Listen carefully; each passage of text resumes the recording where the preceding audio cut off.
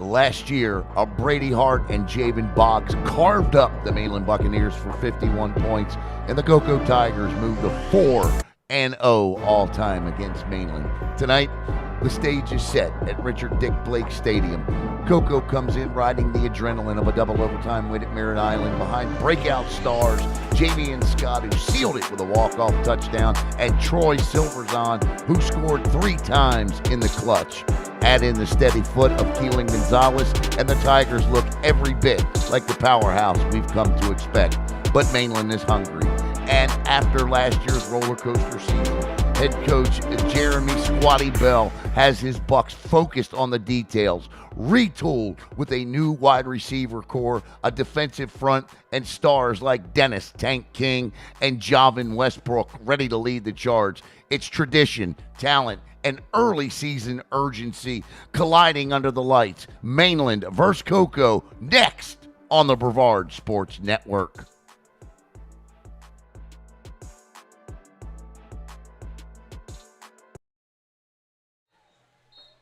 And a pleasant good evening to you and to yours, and welcome to the Brevard Sports Network. Special presentation of high school football. We're a little late tonight, but that ain't our fault. That's the weather. As the Cocoa Tigers 1-0 host the 0-0 Mainland Buccaneers, and this should be a good one tonight as the captains take the field. 4-1, 10, and I believe 50 for Mainland. That's Dennis Tank King, that's Christian Cooper, and Sebastian Johnson. For the Tigers, it's C.J. Hester, Jermaine Waters, Chris Robinson, and Redman Thompson are your captains. The Tigers, quite simply put, clean up mistakes tonight on the offensive side of the football. 7 drops last week, 4 interceptions, and they'll be just fine. The dark side defense most certainly did their part. This defense led by a secondary with the likes of the Florida commit C.J. Hester in that game last week. Listen, it was an aerial show. I mean, it may not have looked that way, but when you look at the statistics from that football game last week, Champ Smith, 35 of 52, a 67% completion rate. You'll take it all day long. 294 yards, a touch. What you won't take all day are the 4 picks.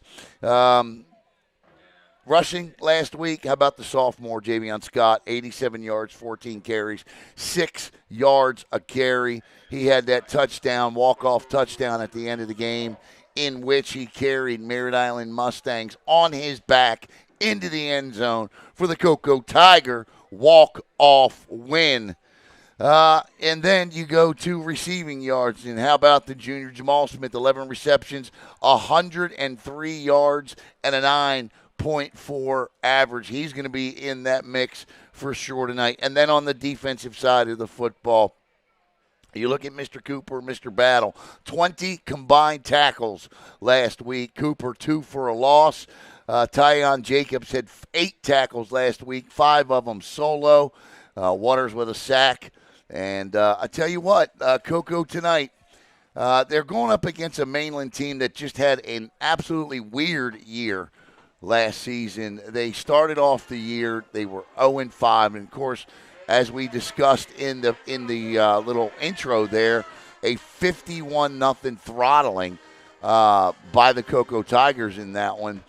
And they would rebound in Game 6, or Game 5 actually, where they would go 5-0 the rest of the year, and then they would be beaten in the playoffs in the first round, 21-0. All of this coming 1 year after winning the state championship. So tonight's matchup brought to you by Technique Boxing. Brevard Sports Network is proud to welcome Technique Boxing to the BSN family. The big grand opening coming here in Cocoa next Saturday. Of course, your Cocoa Tiger athletic sponsors, Tails at the Barkery, Gamers Are Us, and Dean Stewart Photography, all in the mix tonight. The lightning delay is over. We are ready. The Tigers will receive. Here we go. It's Cocoa Tiger football on Brevard Sports Network. Yeah, I ain't a fan of these lights yet. I'm going to have to get used to them. It's the first time I've seen these new LED lights. But I will tell you, I can see the numbers. The numbers do pop a little bit better out there. Looks a little dark on the screen to me, but okay.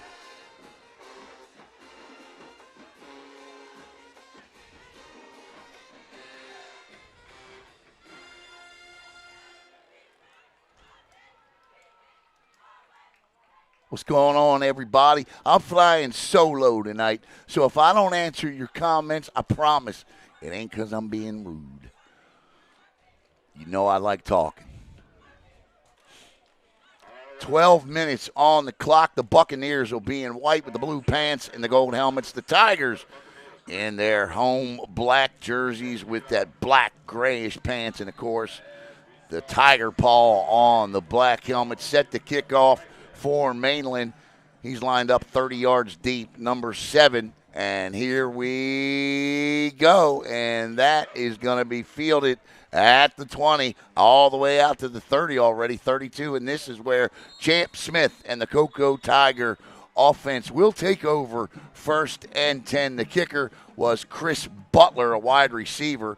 That's who put toe to leather to get this one underway. Champ Smith will be your starting quarterback, as we told you.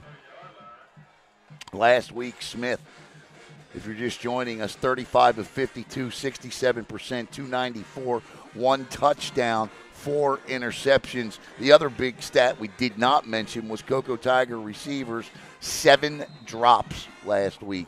Between the 4 picks and the 7 drops, that is where the offensive improvement must come from. He's going to have 2 guys, one to his left, one to his right, in motion, quick screen out. And Mainland gang tackles over there.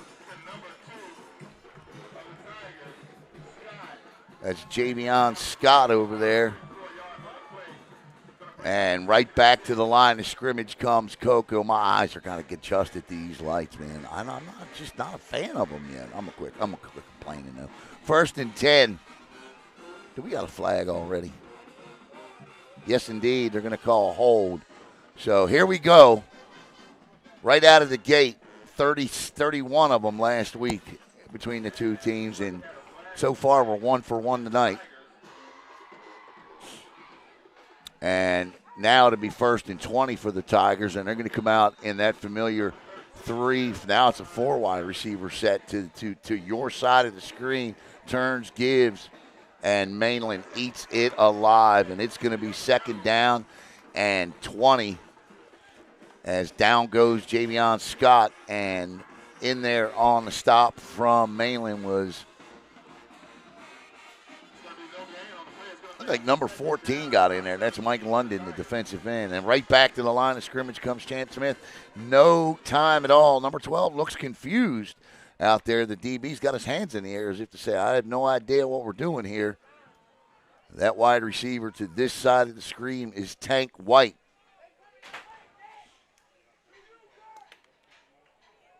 Champ looking. He's going to step up. Gets rid of it, throws. Oh, that ball was nearly picked off. And I tell you what, that's why they're DBs, not WRs. Dropping the football there was Javen Westbrook, and Javen had a chance to turn a Champ Smith pass into a 5th interception in as many weeks. And now it's going to be 3rd and 20. Not a good decision on that ball. So 3rd down and 20, 10:52 to go, 1st quarter. Smith and the Tigers offense.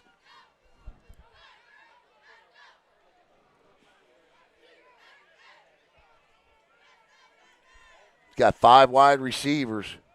Smith looking, steps up, in trouble, and he's just going to keep it and get out of bounds, and the Tigers are going to be forced to punt on their opening possession, a possession that was doomed on the first play once it was called for holding. It was a good play. Scott picked up close to 10, and then the flag flew, and that's when the wheels came off the apple cart, I should say. And now Mainland will get the football with excellent field position here. His back deep is going to be Javen Westbrook, number 19. And there's the punt. Oh, it's a bad punt, too, and it's going to go out of bounds. Actually, he's going to take a Coco bounce, but it's still going to be at the 48-yard line. Not the kind of punt he wanted to start this one, and it'll be 1st and 10 for the Mainland Buccaneers. This is their first game of the year. The only game they've played thus far this year is the Kickoff Classic. They beat Osceola 14-13 in that one. And here comes the Bucs offense, who last year didn't score a point on Coco.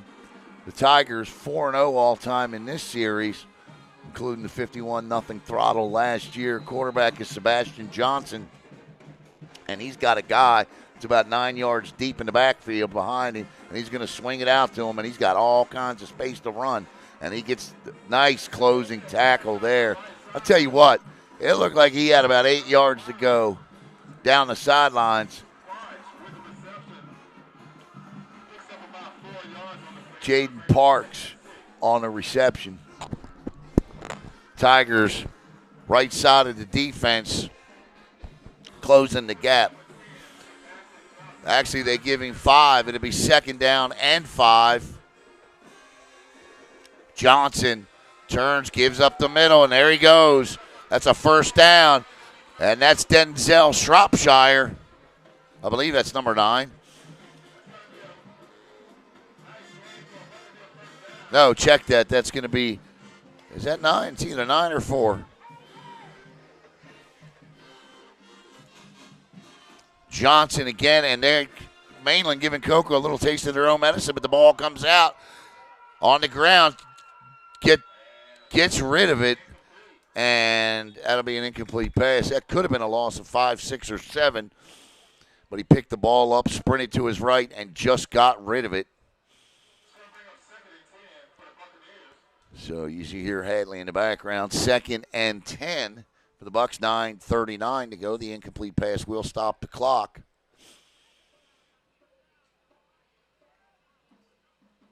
Looks like that was number 6 back there in the backfield that had made that run early, which is Braylon Simmons for Mainland. Mainland with the doubles, now a man in motion. And it's going to be a wide receiver screen to that guy in motion, and he's going to scoot down. It's Cooper on the catch. Christian Cooper, the wide receiver, and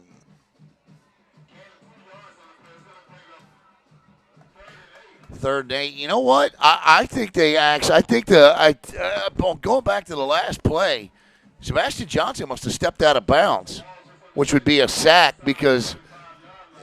Yeah, okay. So Coco will take that. I guess he did not get rid of the ball in time. So 4-down territory for sure for Mainland. You got to believe that. He's got that swing pass option, and there it is. And he dropped the ball.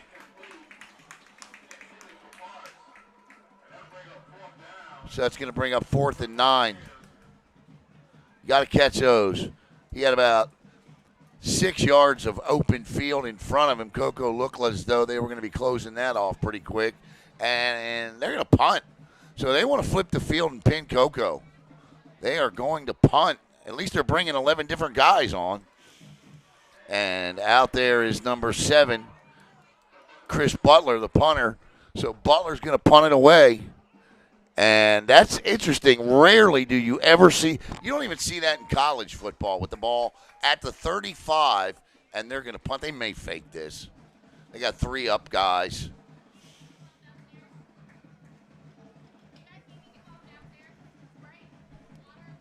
Butler counting like he's punting. We'll see if he does.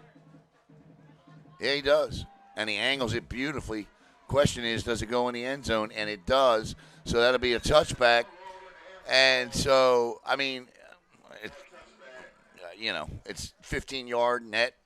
So, all right, 8:36, Champ Smith and the Tigers offense will be right back here on BSN.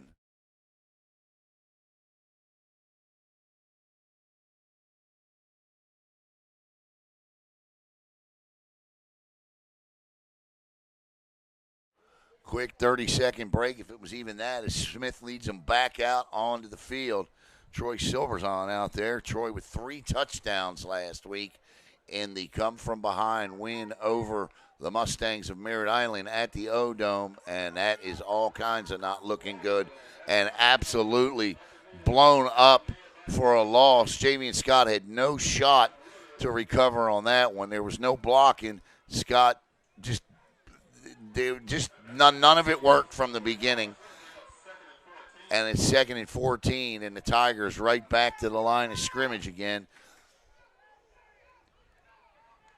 Smith, play action. Throws wide open to Silverzon, and Silverzon was going down. And so now it's 3rd and 14. And Silverzon just kind of stumbled coming out of his route there a little bit. And the ball was there, but unfortunately, Troy lost his legs there. And again, the turf is wet. And 3rd and 14, I should say. So we'll see it flipping the field. And that's going to be offsides. It's going to be 3rd and 9 now. Oh, they're going to call it against Coco for a false start. So that'll back him up 5 yards. So there goes another wheel off the apple cart. So it'll be 3rd and 19.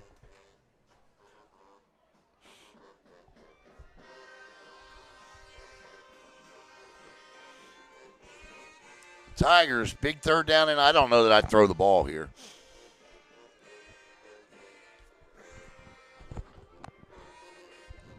This deep, pinned in your own territory. Long count here. Scott in motion. They are going to throw because he's got nobody to hand to, and know he's going to take off with it. Now he's got to take off with it, and he's going to jump out of bounds. And that's going to bring up 4th down and about 18 to go, and back on the punt come the Tigers special teams. And flipping the field works because 15 yards, 20 yards further up are 2 Buccaneers.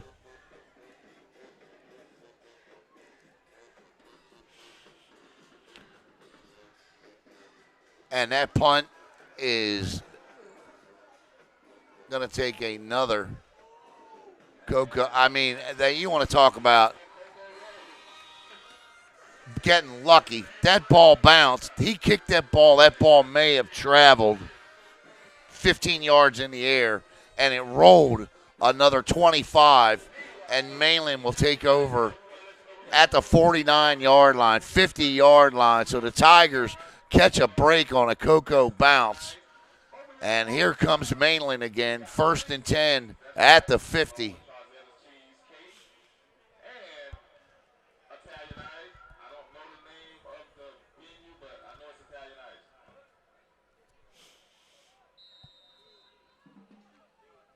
Sebastian Johnson, the quarterback, turns, gives straight up the gut, and the dark side defense shuts it down, clogging the hole up.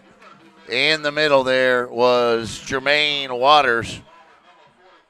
Isn't that what 44s for the Tigers do? They clog middles like it's nobody's business.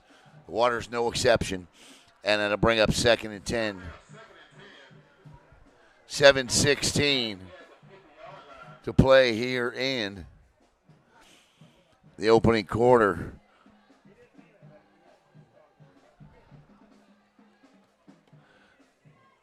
And there's a hole.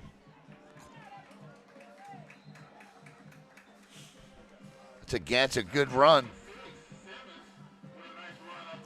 And that's the kicker, punter, wide receiver, Chris Butler with the run there. And that'll bring up 3rd and 5. He only picked up 5 on that, but Coco closing quick here.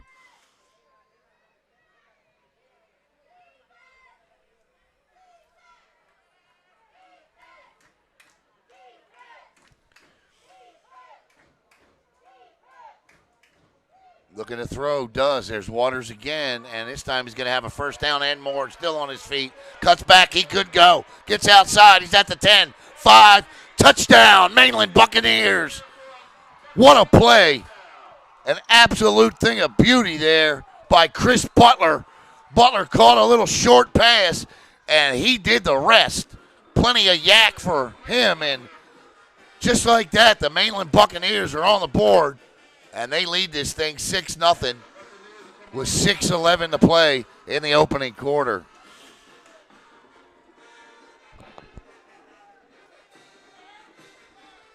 And Butler, who handled kickoff and punting duties, will not kick the extra point. That will fall to number 34.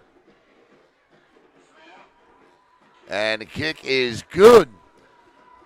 All right, Tigers got their work cut out for them here with 6:11 to go in the opening frame. 7-0 Mainland.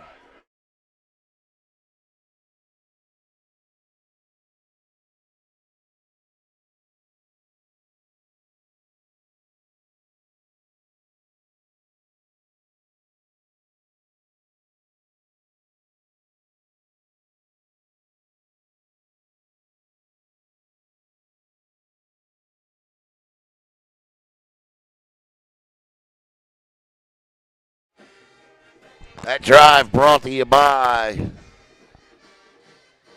Total Spine and Orthopedics. Same-day expert spine and joint care. 321-499-4646. Also brought to you by Technique Boxing. The grand opening for Technique Boxing next Saturday right here in Cocoa, 1541 North Cocoa Boulevard. For more information, techniqueboxing.com. And they pretty much have every social media outlet that you can think of. And Zelic Ruiz, my guy down there, tell him I sent you.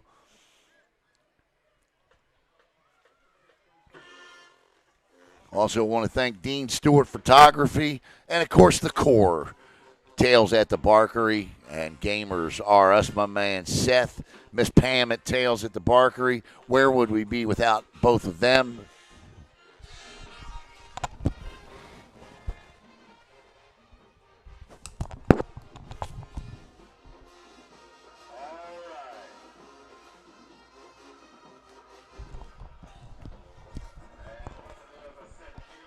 I know one thing's for sure.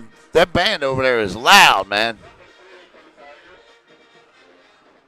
And the man that scored the touchdown, Chris Butler, set to kick it off.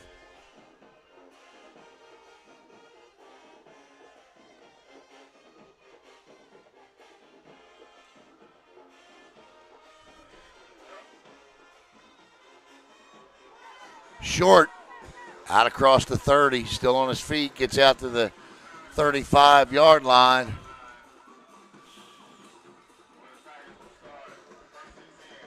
The Tigers with negative yards thus far through 2 drives. Brady Hart didn't start really good against his team last year. If you go back and look at Brady's stats, it was Javen Boggs with all the yards after the catch that did Mainland end. But Hart wasn't real effective to start this game last year up in Daytona Stadium. And Smith comes in, and now you're going to get a 3-wide receiver look with, I believe, Scott in the backfield. Motion, Tank White. Tank looking to turn the corner. He will not. And Tank, that'll be a loss of 3. So it'll be 2nd and 12 now for Cocoa.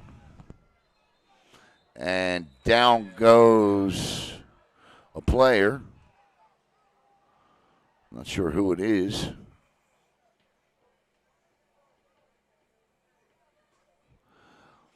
Not sure if it's a cramp. It's a cramp. I'm getting them here in the booth. And my hamstring sitting on this chair. I'm telling you, it's humid, it's hot. You're going to see this a lot tonight. You got to keep these guys hydrated. Pickle juice, Gatorade, whatever.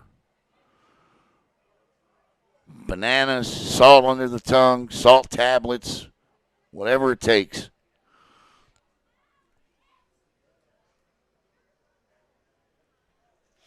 I'll tell you what we got coming up. It's not always just about football and volleyball. We still got lacrosse as well, and we're really excited starting next Sunday. We're going to be broadcasting, thanks to Tier 1 Lacrosse, the men's fall Cape Coast League offered by Tier 1. It's a competitive league for players age 17 and up. The season goes from September 8th to October 27th. Games are going to be held on Monday nights from 7 to 8:45. And we'll tell you more about that throughout the course of the week coming up. But we'll kick it out tomorrow. But they also going to have a boys' high school league as well on Sundays. That men's league is on Mondays. You'll see 5 of those Sundays broadcast on Brevard Sports Network, and you'll see 5 of those Mondays broadcast, Sundays and Mondays broadcast, 5 of the 7. So looking forward to Tier 1 lacrosse in the Cape Coast High School Boys Fall League and the Men's Fall League. Here we go. Champ Smith, 2nd and 12. Mainland shows blitz, backs up. It's a 3-3 they're running. I got to think it's a stack, and that's a quarterback hurry there. So it's going to be 3rd and 12. That ball off the mark.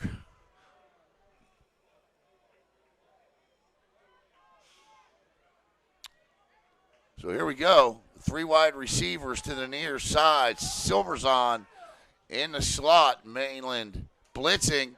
Here they come. I'm not sure what Champ Smith's doing there. And he gets planted. Let's see what the flag is. It could be a hold on Coco or it could be against Mainland. Let's see. I got to think with as much time as that was, this has got to be a hold. Yeah. So, and for the 3rd straight drive, the Tigers, who have yet to pick up a first down, will punt.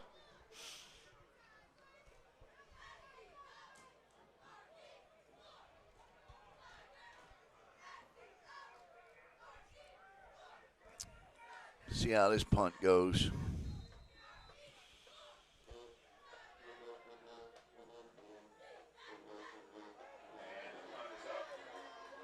Right to him, line drive, good kick this time, and the Tigers cover it well.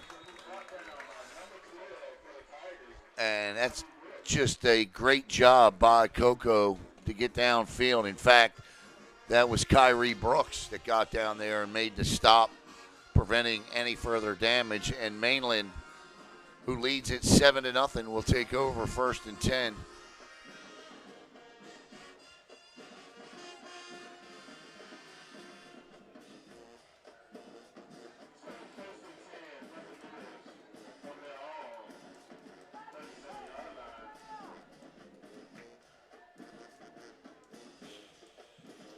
I want to say hello. I'm taking a look. MZ Tweedy, Cody Johnson, Waymo, Pam Bird, Quenisha Wells, Savannah Thomas, everybody I can see in the chat. I got a chance to take a quick peek. Thank you for making Brevard Sports Network your choice. I know you may not always agree with us, but we always have fun together. 1st and 10 for Mainland. There's that out pass they just keep forcing, and it goes nowhere that time. And reading it like a book was McCoy, Raymond McCoy.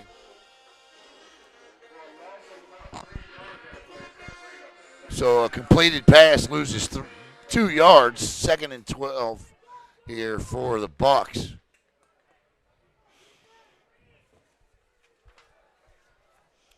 This is the Tails at the Barkery drive.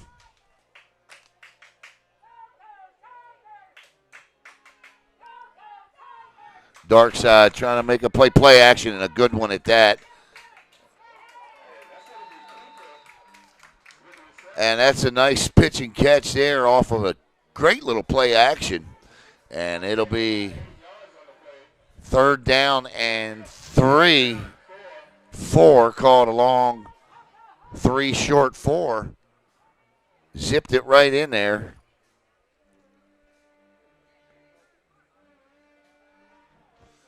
So if they didn't use that swing pass out of the backfield so much, this would be an ideal spot for it, but Coco's just sitting on that now. You got all this field open to the near side. And there's a wide receiver screen. It doesn't matter because he's going to pick up the first down and more. It's a gain of 10. And Mainland converts 3rd and 4 to 1st and 10. And they are across the Cocoa Tiger 50 down into their own territory. Down into Cocoa Tiger territory, I'm sorry. Ball at the 47-yard line. And they are going to come right back to the line of scrimmage. 4 minutes, 8 seconds to play in the opening quarter. The only score thus far, little pitch and catch from the quarterback to the wide receiver for Mainland. He took off 45 yards, whistles, and we're going to get a timeout or a flag. Looks like a flag. Might be a delay of game here. See what the white hat calls.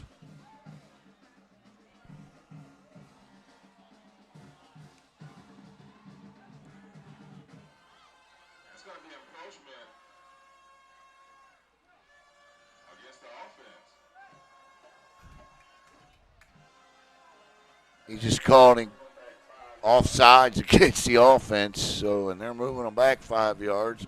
Cocoa will take it to be 1st and 15.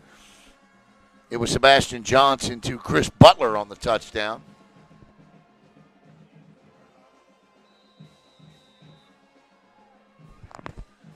And 1st and 15 now, 3:47 to go. And it's a give straight up the middle. And he gets close to the 5 back. It'll be 2nd and 11. Simmons on the carry.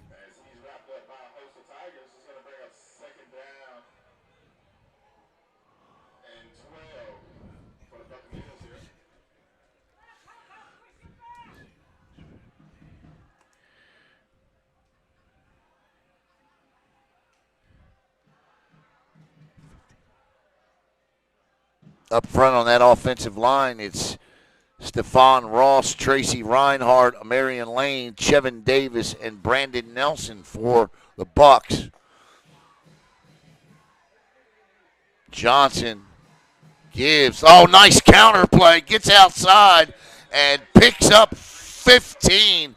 Great job on that right side by the Bucks offensive line. And they're going to pick up another first down. No flags, I don't see. Yep, there's one on the far sideline over there. See what it is. Holding against Mainland, and the Tigers will catch a big break on a flag thrown 5 yards past the first down marker.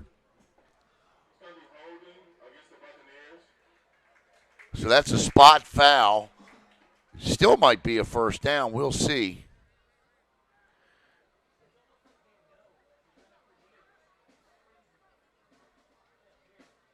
Nope.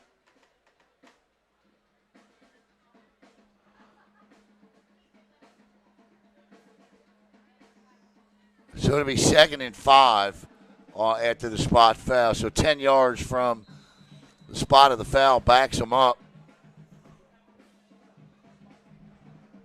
2:43 and running, 7-0 Bucks, and they're moving the football pretty effectively right here and doing so on the ground.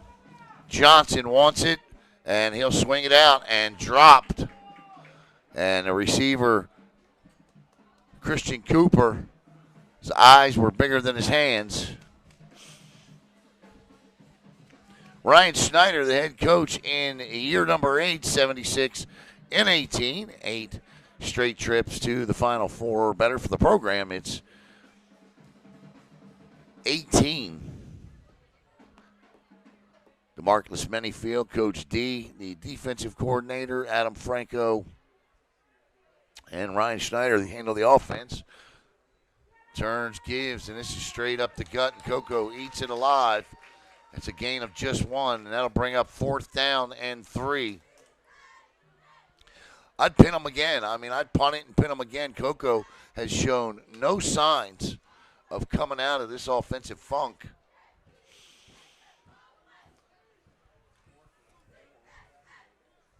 I want to thank Gamers R Us and my man Seth Gibson.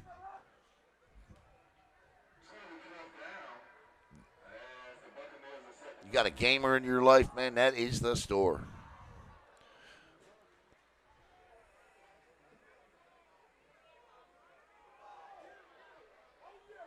Oh, wow. What a punt. Coco will take over at the 5. I'll tell you what, Chris Butler dropped that thing down like a lawn dart, and it took a bounce, and Coco's going to take over 1st and 10 at the 5. But I want to thank Seth Gibson and Gamers R Us. You got a gamer in your life. Gamers is a growing gaming community focused on cards, boards, tabletop, video games. They host casual, competitive tournaments for Magic the Gathering, Pokemon, Yu-Gi-Oh!, Dragon Ball, Super, and more. Gamers R Us is a one-stop place for Magic the Gathering, DBS, CCG, UFS, Yu-Gi-Oh! You can tell I'm not a serious gamer, but I certainly appreciate Seth. That is Disney, Lorcana, and so much more. For more information, call Seth at 321-735-7057. I'll play in some Madden or some MLB The Show or some NHL 25 or some college football, but I can't do no Yogi Goa. There's a give.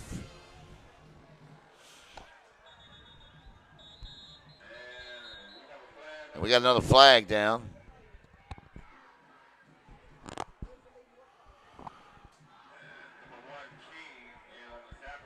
It's going to be a third holding penalty against Coco. So that'll back the Tigers up half the distance.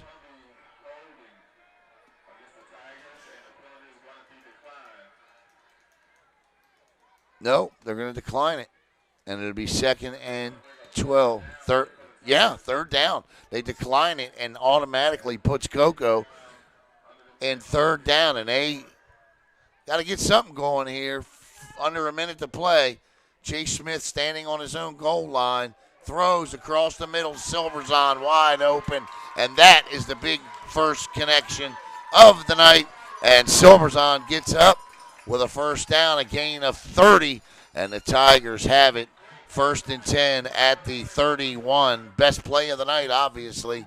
Smith to Silverzon.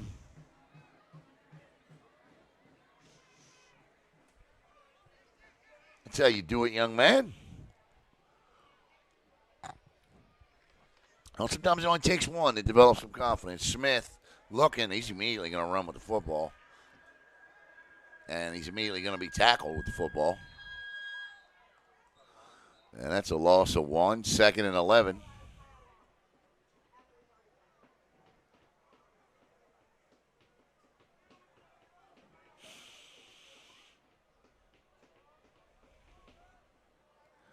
And that'll take us, I believe, to the end of the first quarter. Yes, indeed, it does. All right, we'll step aside. We'll be back in a couple of minutes here with quarter number 2 from Richard Dick Blake Stadium. Mainland 7, Coco nothing.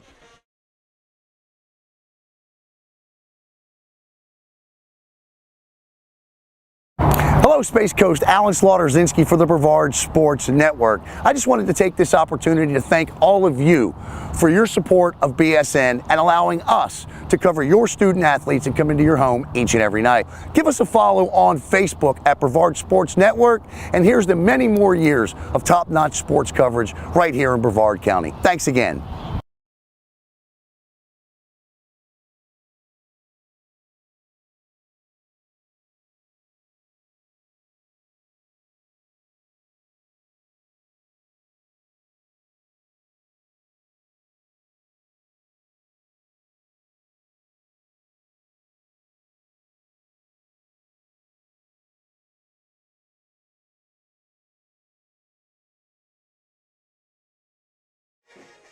All right, I didn't mean to make you all car sick there.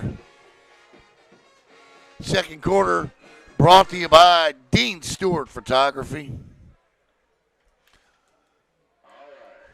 Champ Smith, 12 minutes, and they're going to get a false start on Coco.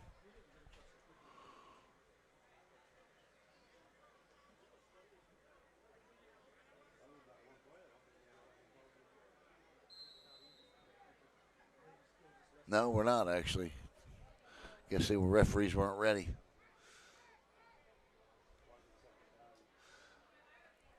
Three wide receivers to the far side, one to the near side. Smith. And there's Coco's version of the swing pass. Good speed shown there. And Cannon McCarthy catches it on the run, which is exactly how it's supposed to be. And McCarthy picks up a nice chunk of yards here. And Scott Morgan, what's going on, buddy?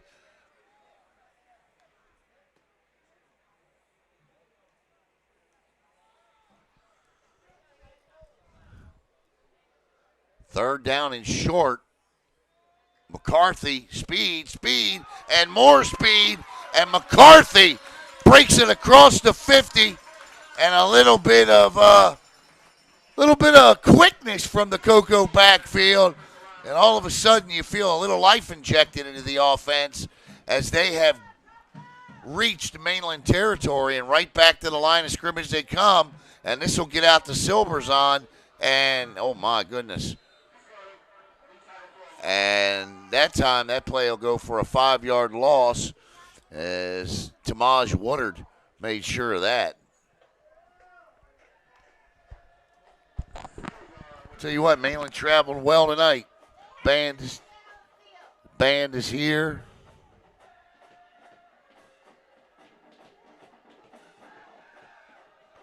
That's a big loss. That's a second and that's a 6-yard loss. Second and 16. Smith. Straight drop. Throws across the middle. Look at it. Listen. I don't think that Jamal Smith had a shot to catch that football. But Champ Smith just double jumped and he had both of his feet in the air when he threw that football. You don't see that often. But you got to be careful doing that stuff. I mean, he literally jumped into the pass. 3rd and 16. Big third down here for Coco. Smith floats it out and not even close for a first down. And the pass is caught, but it's out of bounds. That's Jaden Mall on the reception, and Coco is forced to punt. And what looked promising all of a sudden runs in to a Buccaneer brick wall.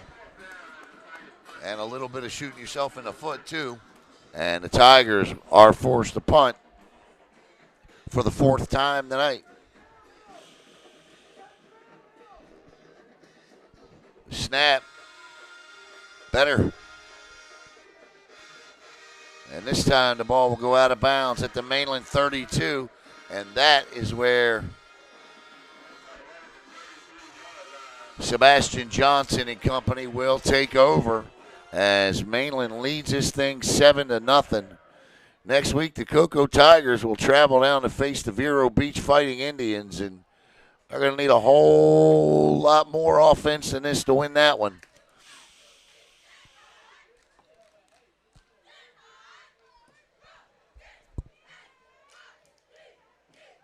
Look at the Coco Tiger cheerleaders who always do a phenomenal job out there. They got some cool uniforms this year. God, they got the kind of like a little retro look to them. Nice job, ladies. 100 years the Tigers celebrating this year. And back to throw. Oh, he just lets this go. Incomplete. I want to take this moment as well. Speaking of Coco, Carolyn Johnson is a flag down. Been teacher here at Coco for 30 years. And just want to give a big shout out to Wayne Johnson. And Wayne is battling some health issues. And Wayne, everybody on this broadcast, all 416 people watching, want you to get better, buddy. And thoughts and prayers are with you. And so please, glad you could be with us here tonight to watch. And let's cheer those Tigers on. Carolyn, thank you for your 30 years of service and teaching. And Wayne, get better, my friend. Illegal man downfield, holding. So it's 2 penalties against Mainland, and Coco will decline the illegal man downfield. They'll take the hold, and that'll back them up where it's now first in a trip back to Daytona Beach. 10:01. Johnson looks. There's Butler. He got him. And Butler will get out close. Picks up 7 of the 10 lost on the penalty, and that'll bring up 2nd and 13. Post-game show tonight, real short. It'll be real short. We got, when we have weather delays, we just run down the scores, and that's it. Tomorrow, youth football will take place from New Smyrna Beach, as Caleb will be up in New Smyrna tomorrow all day and night.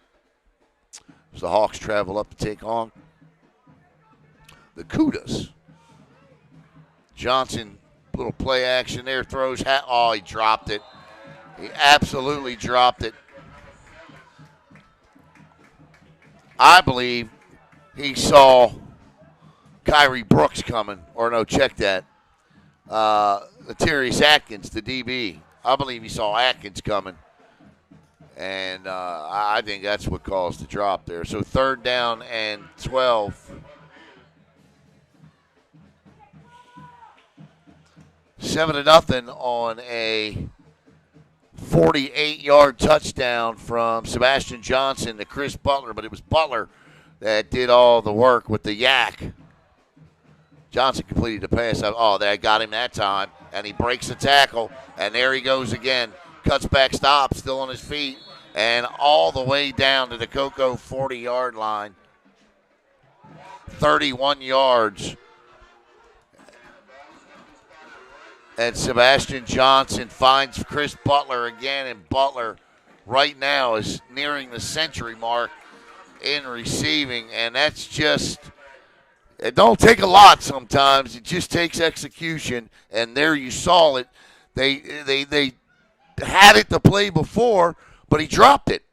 And then they went right back to it. Same play, same place, and Butler didn't make the mistake the second time around. Johnson 1st and 10 now at the Coco 39, following the 31-yard completion. They want a flag, and they're going to get it, and that's going to be –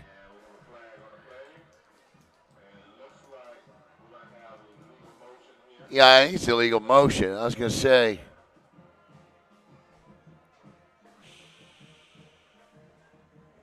Or did he call a timeout? Did he get the timeout in? He did. He gets the timeout in, so he will avoid the delay of game. So he gets the timeout in. So I have to pick the flag up.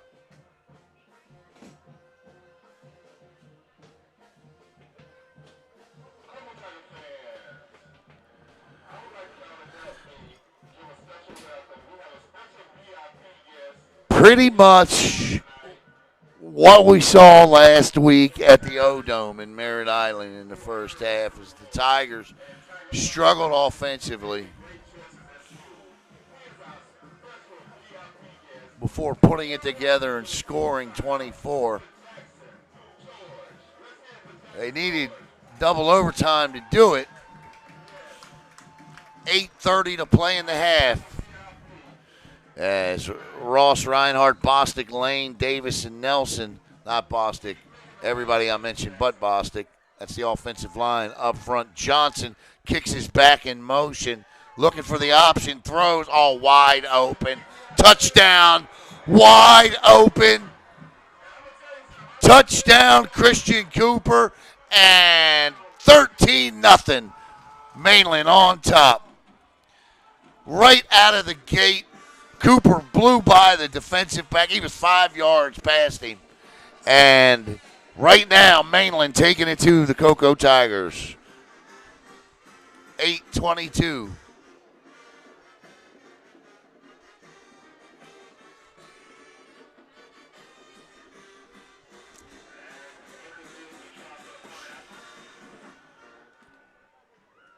And the holder is the guy that just caught the touchdown.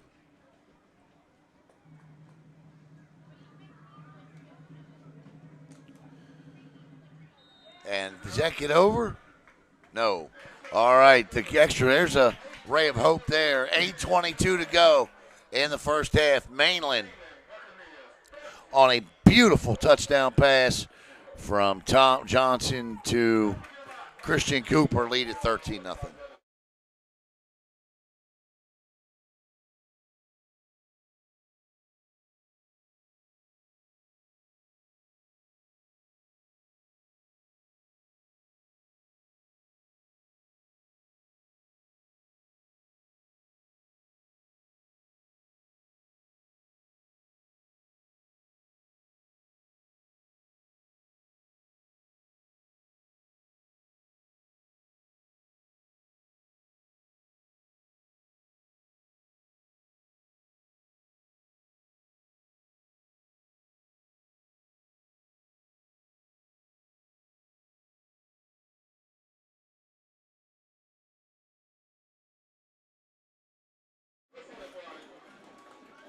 All right,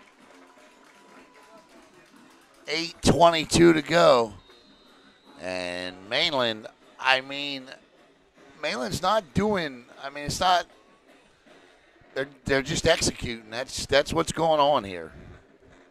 Executing better, and they lead it. That's a kick way short.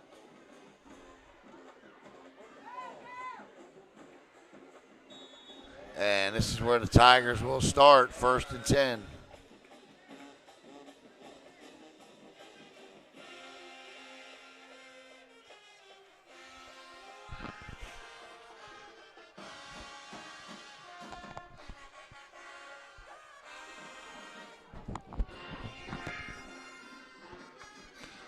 See what changes they've made under the tent. Coach Manyfield's got his defense down there. He's going to want to know what happened on that coverage because the receiver was 5 yards behind the DB. And that's not Cocoa Tiger football. That secondary is as good as they come. And I know Coach Many wants to know what happened there. 1st and 10, Tigers with the football at their own 40. Smith, McCarthy, little play action. Throws. That ball is up. Oh, dropped it. Absolutely. Had it. Nice throw by Smith. And he put it right in the hands of Zalian Chapel, and he dropped it. And that is the 3rd drop of the night by Cocoa Tiger receivers. 10 drops in 2 weeks for this unit. 7 last week, 3 tonight.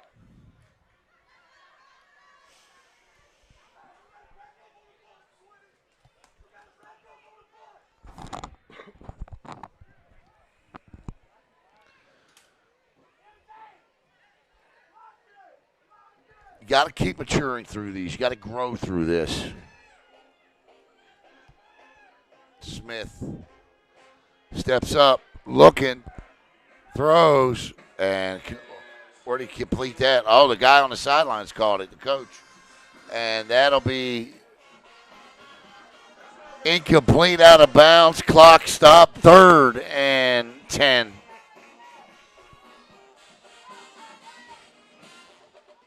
Must have stuck his hands out and caught that one.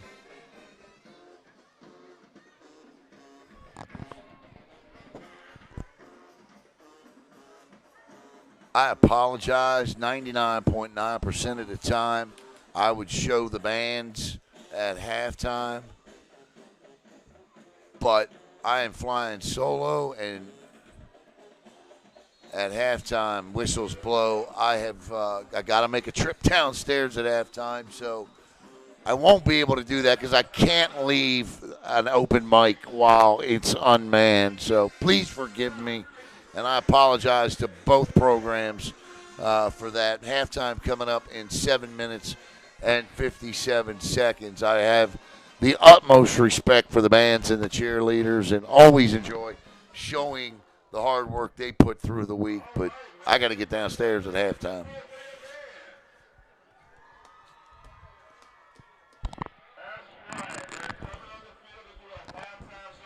We just leave it at that.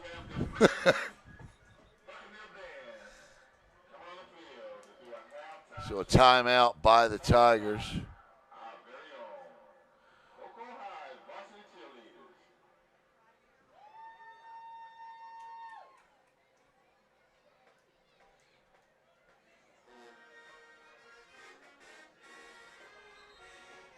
All right, let's see what was discussed in that little huddle.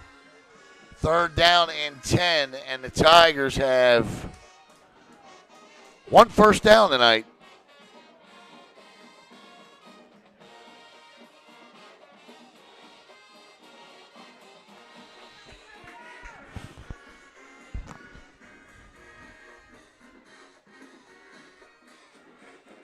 Smith with nobody in the backfield throws. I'll tell you what, I mean, that ball was right there. That's another drop. I mean, right there. He put that thing right on the money. And it's dropped. It's almost hard to believe, Tank White, the intended receiver, it's almost hard to believe that he's putting the ball in these windows. That coverage was there as well, but that ball hit Tank White right in the hands.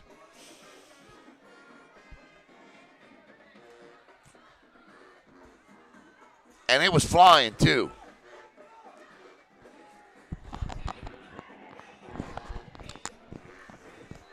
And we're going to get flags, and that's going to back Coco up 5 more on a false start.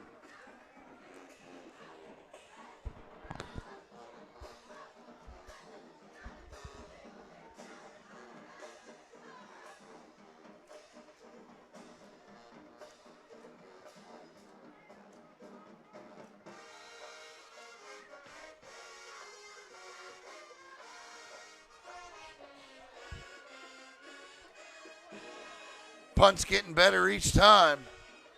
That ball's fielded at the 30, down the sidelines to the 40, 41, and that's where Mainland will take over. 1st and 10 at their own 41.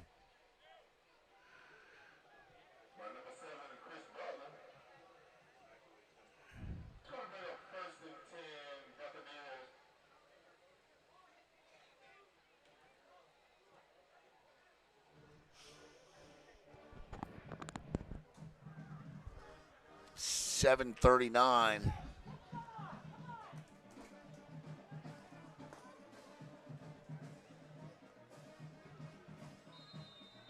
First and 10 for Johnson and company. 3 wide receivers now to the near side to give up the middle. And Coco limits it to a gain of about 3. It'll be 2nd and 7.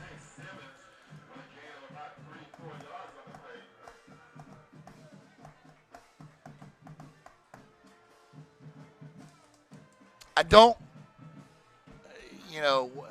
what I'm reading some of the comments and put this quarterback in, put that quarterback in. I think if you look at this offense, I feel, based on what I've seen thus far through 6 quarters of football and an overtime session, that it's a bunch of little things that are going wrong. I don't see the offensive line. I mean, they have their moments where they're winning a trench, but for the most part, pressure is being applied. Smith's timing with his wide receivers aren't there yet. I mean, yeah, a couple of those passes are drops, but those balls are coming in like Randy Johnson fastballs. I mean, sometimes you got to put a little touch on the ball. And not like that. Threw up behind him, and now Mainland's going to go out. So I don't think Coco's made any bones about the fact that this was going to take a couple of weeks to get settled. I will tell you this. It's going to be an interesting matchup on September 19th because,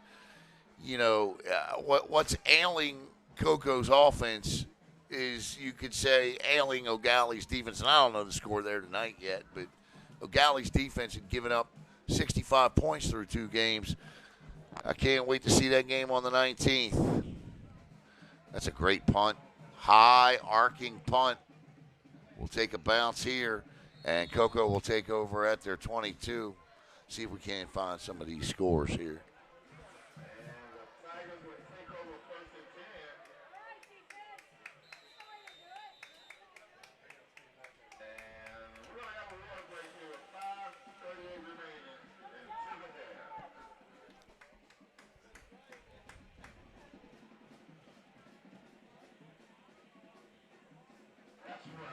O'Galley 16, Rockledge 7.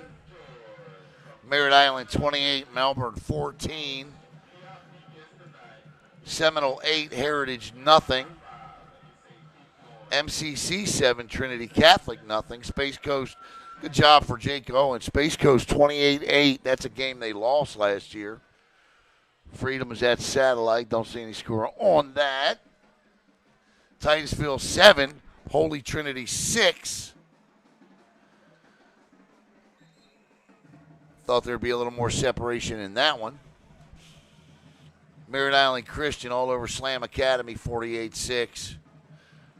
So there's some of the scores in and around Brevard County tonight, courtesy of Florida Today's live scoreboard. They do a nice job.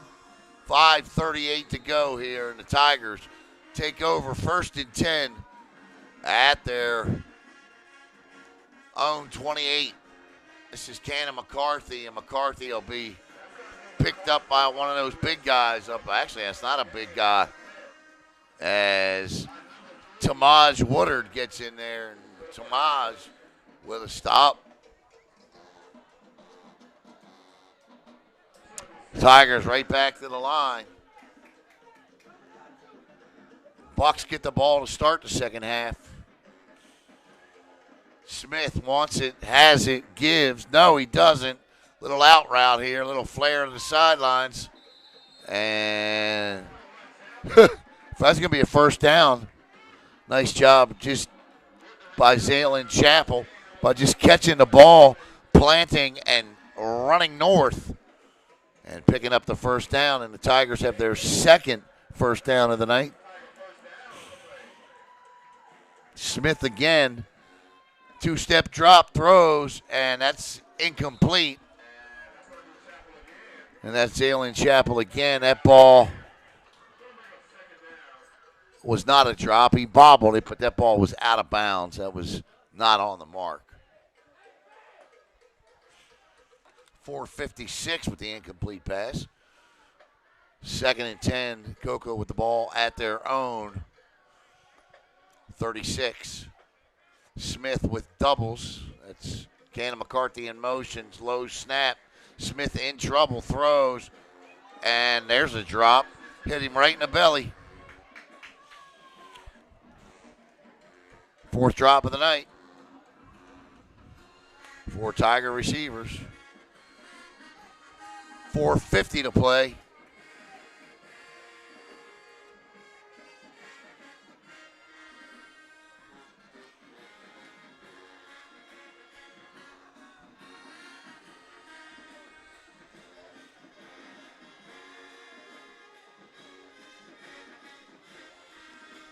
Smith with time. And this time he just slings it, and that's intercepted. Bad decision there. Not a great decision to get rid of that one. And stepping in front of it, I believe, was Tamaj Woodard. And Mainland now picks off Smith, his first interception of the night, 5th of the season. And with 4:41 to play, the Bucks take over inside Cocoa territory. Not sure what Champ saw there.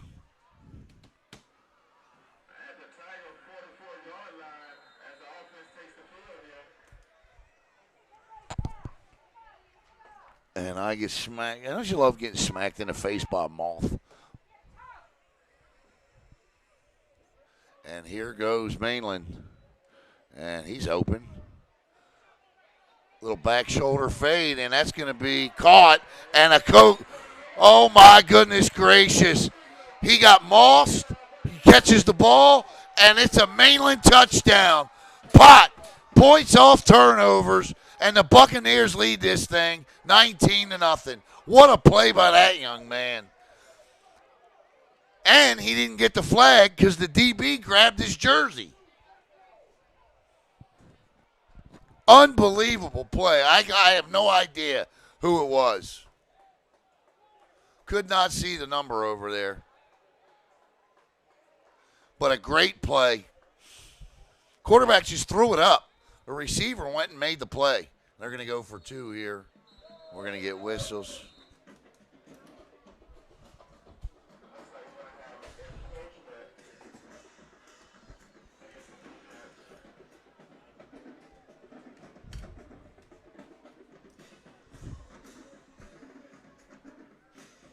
Wow.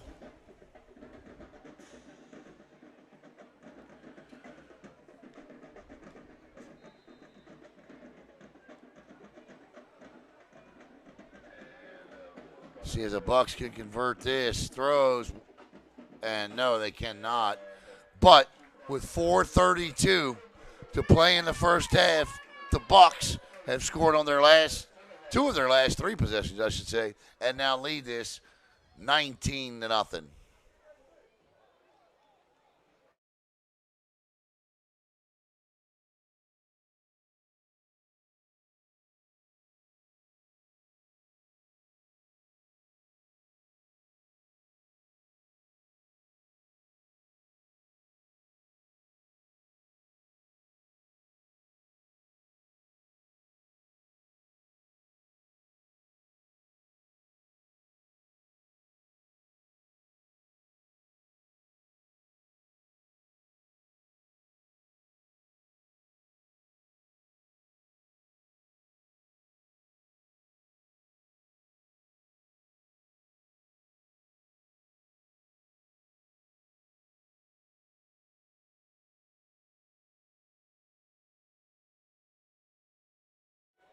All right, welcome back to Richard Dick Blake Stadium as the Cocoa Tigers try to find answers here.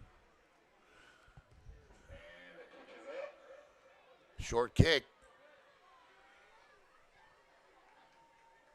And this is where Smith and company will take over.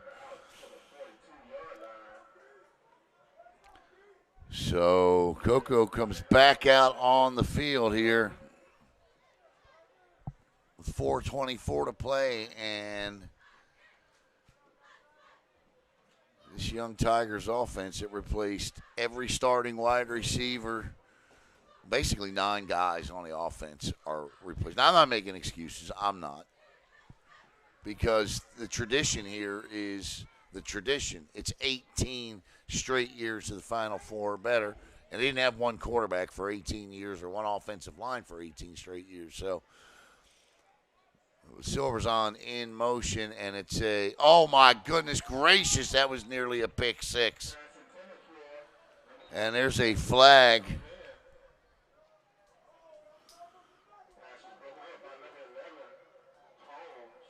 Collins had that ball right in his hands, and it was thrown so hard that the defender couldn't hang on to it, thank goodness, because there was nothing but green grass and end zone between him and that catch.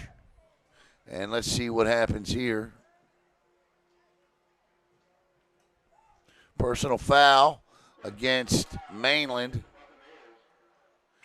So it'll be 15 yards, and Cocoa will pick up their 3rd first down of the game, this one via penalty. You take them any way you can get them. And the thing is, if you can put something together here, maybe build a little momentum, you never know. They're going to have to stop Mainland, though. Defensively, I think that's the shock to me tonight, is the way the secondary's getting beat.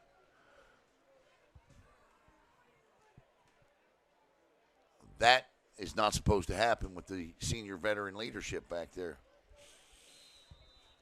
4:19.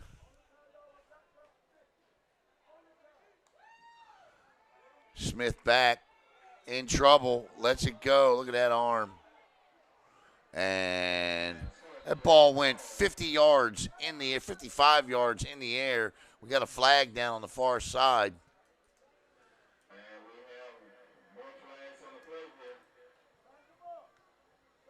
Holding against Cocoa, and that'll back them up 10 yards. So 2 steps forward, 3 steps back. And it'll be 1st and 20 again.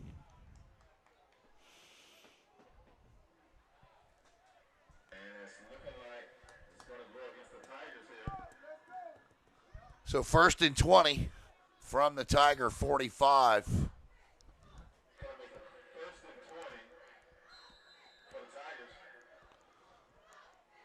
Smith, straight drop, blitz, throw, screen, nicely done.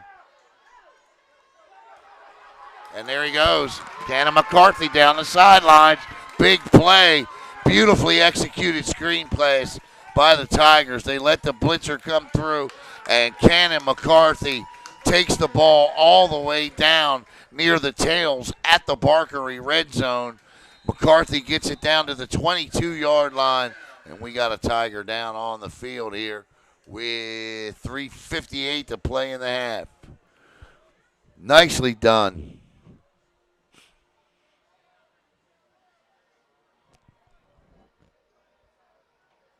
Oh, check that. That's a Buccaneer, and he's up. And that's good to see.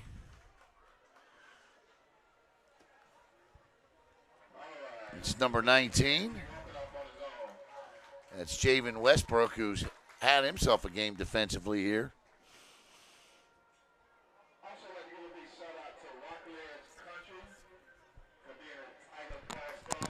42-yard gain on the play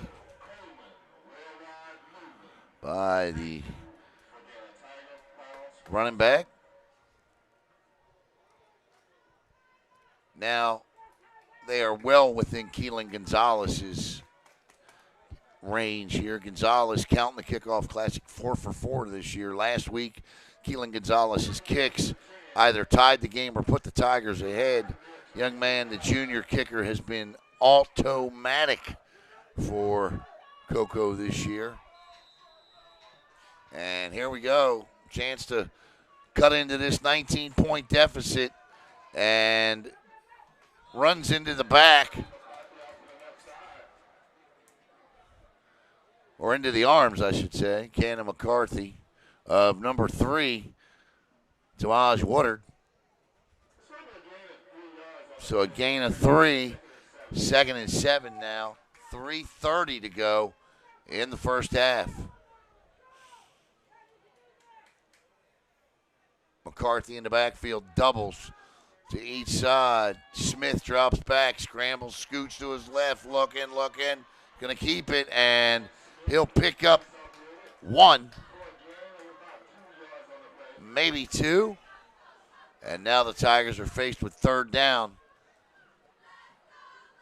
They actually moved that yardstick back a half yard, and it's 3rd and about 7.5.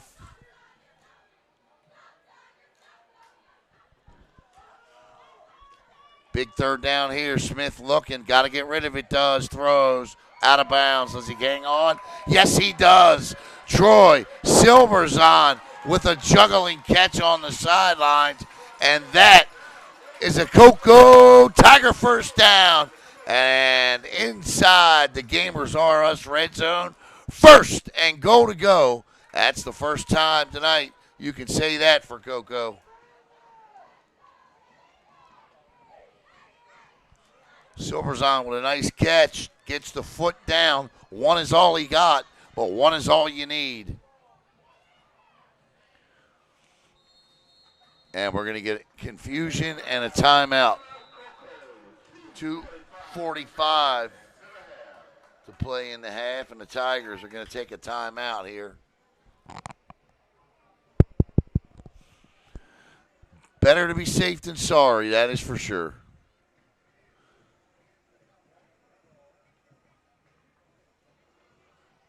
Tigers need this because they do not get the ball to start the second half. They seemingly, Mainland has seemingly found a weakness back in the left side of that secondary, which they have exploited in 2 of the last 3 drives. Coco's obviously got to fix some things, but the last thing you want as a defense is to be exploited with a big play. You know, you get, you know, teams can run the ball on you a little bit up the middle, picking up 4 or 5 yards. Okay, you massage that, fix that. But the coverage issue has got to be corrected at halftime for Coco. So it's 1st and goal for Coco.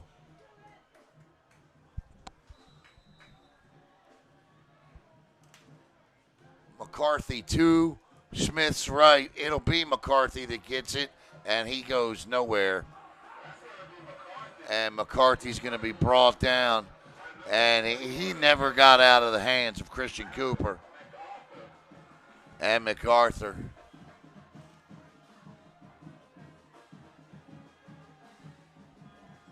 Malcolm MacArthur and Christian Cooper in there.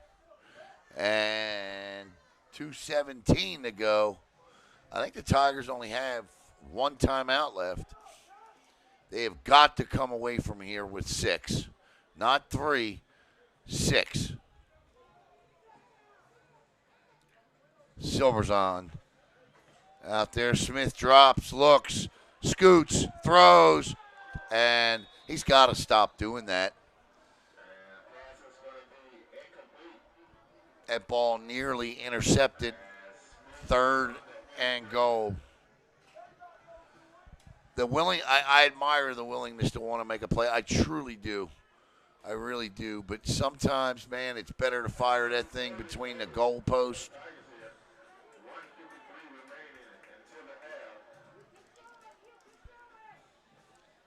So it's 3rd and goal. Ball's at the 12. Smith cuts back, throws. Oh, my goodness gracious.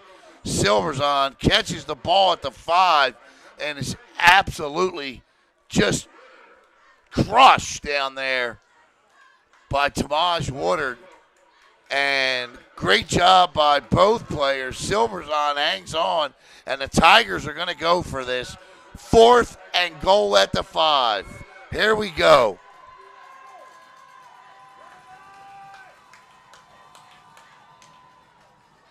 Nobody in the backfield. Smith trying to draw them off. And the Tigers will take their 3rd and final timeout. No, Mainland takes the timeout. Check that.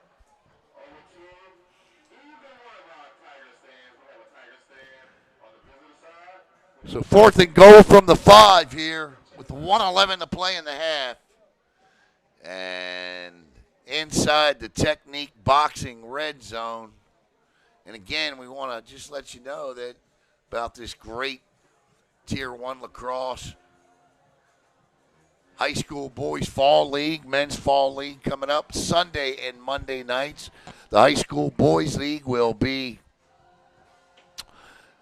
at VRP on Sundays, and you'll see 5 of the 7 Sundays on BSN, and you'll see 5 of the 7 Mondays on BSN for the men's league as well. I want to thank Adam Vasquez and Tier 1 Lacrosse.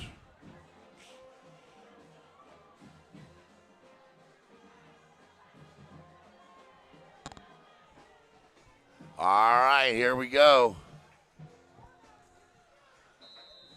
We got a trip set to the right, 2 to the left, 5. Nobody with Smith. Smith looking, throws. That's out of the end zone. And turnover on downs. That's a beautiful pass by Champ. Should have been caught, dropped. That dropped the costliest of the night.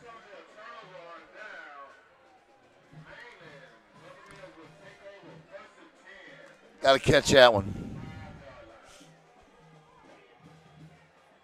Yeah, you got to catch that.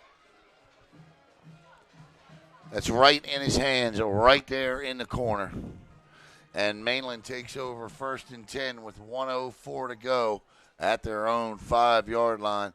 With just one timeout left, I don't imagine Coco's going to get any kind of tricky here, or Mainland.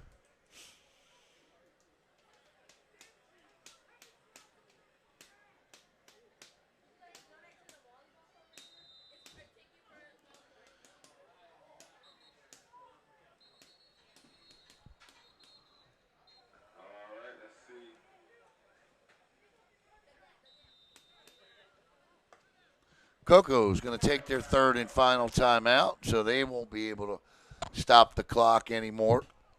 So, as we were kind of discussing before, a lot of people wanting to put the onus on the quarterback, and I get it. That's the guy that gets all the glory when you win, and he gets all the criticism when you lose. But seven again, there's a perfect example of a pass that should have been caught for a touchdown, was not. And look, I mean, that interception he threw was not a good ball. It's a combination of things right now. The offense is just not gelling. When one is making a play, the other is not. And they just got to get on the same page. Yeah, this is not going to be anything but run this clock off here.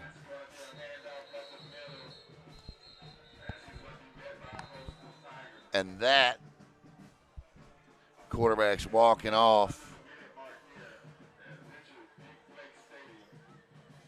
I don't remember the last time Coco had a 4th and goal like that and didn't score.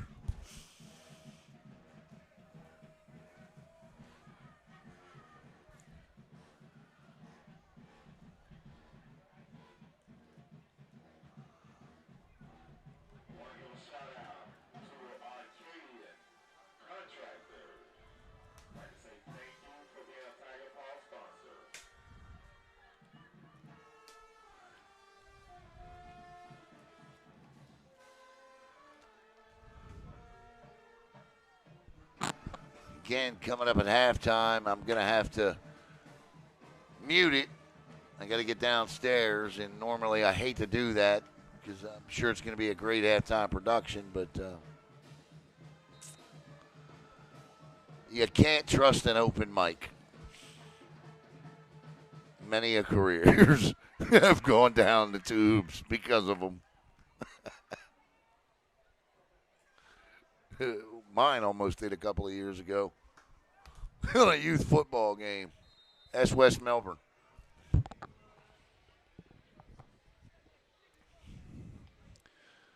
All right.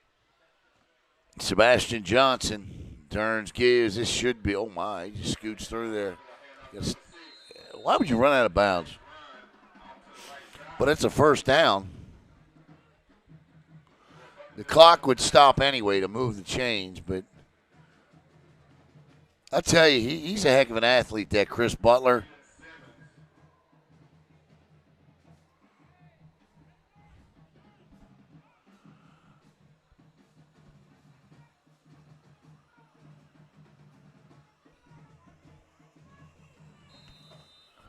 The referee says wind it, and they may just, well, they got to snap it.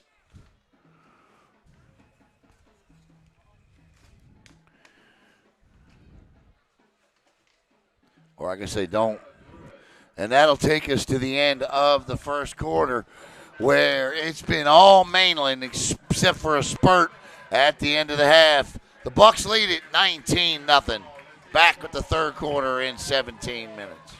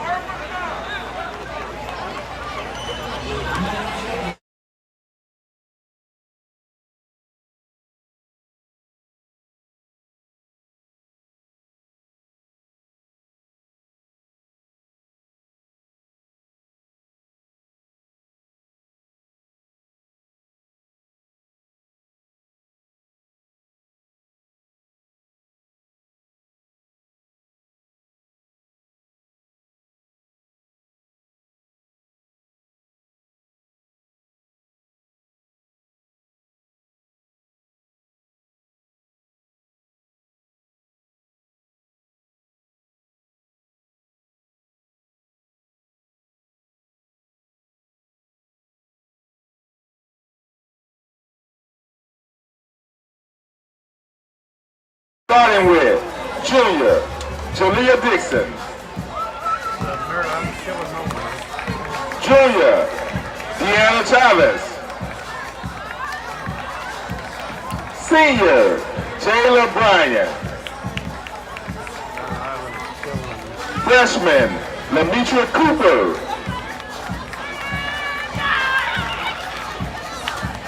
Senior, Haley Fernandez. Sophomore, Delia Gilmore. Senior, Kendall Gordon. Junior, Zariah Hart. Sophomore, Kelana Hill. Junior, Zanaya Howard. Junior, Isabella Oliphant. Sophomore, Oriana Smith. And rounding out this powerhouse squad, your fearless cheer coaches, Coach Jalea Durham, Coach Megan Felicity, and Coach Tia Scott. We would like to also give a special thanks to our volunteer coaches, Coach Kiki,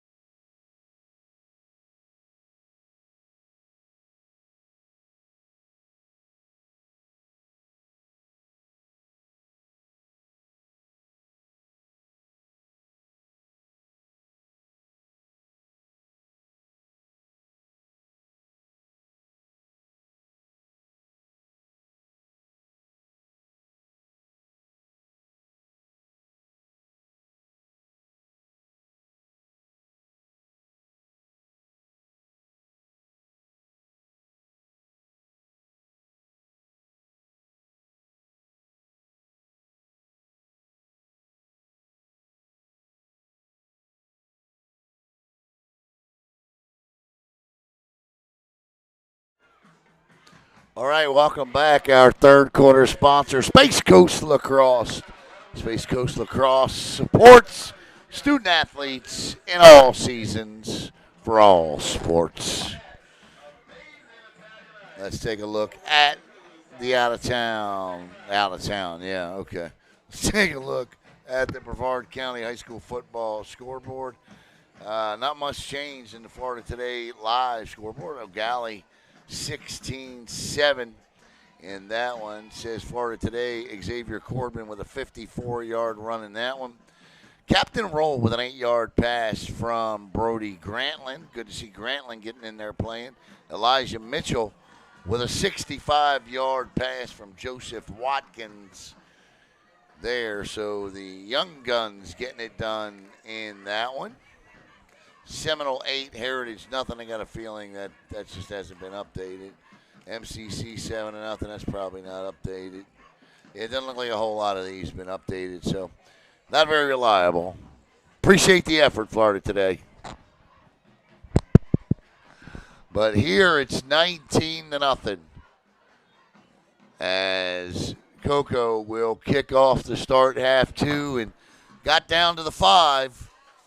And I was talking at halftime. Oh, by the way, just to let you know, for those of you, I was able to get back up in time to actually show the halftime show. So, yeah, that was cool.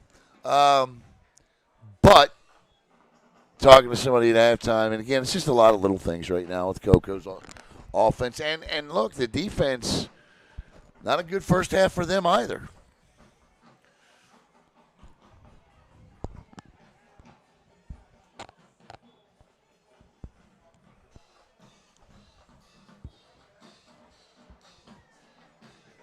So you want, I think, one of the more identifiable things I see with Champ Smith is taking a little bit off the ball. And I know that and look, like the pass in the corner of the end zone, you got to come up with that. You absolutely have to come up with that. But there's been 12 drops in the last 2 weeks, and I think that's a combination of quarterback and receiver there. Champ throws a very, very hard ball, and he's got a great release, but you got to put a little touch on that thing from time to time, and so I think there's an area that the Tigers' offense can improve a little bit, and the wide receivers, they need better concentration. You see a lot of turning the run before the catch. On defense, Coco's got to, whatever ailed them in that first half in the back end of that left side of that secondary, I'm sure Coach Manyfield got fixed. But we'll see. Still a whole half of football to play and an opportunity for the Tigers to come back. We have seen Coco score plenty of points in 24 minutes. Can they keep the Bucs out? We'll find out in a minute. We'll return with the second half kickoff on BSN.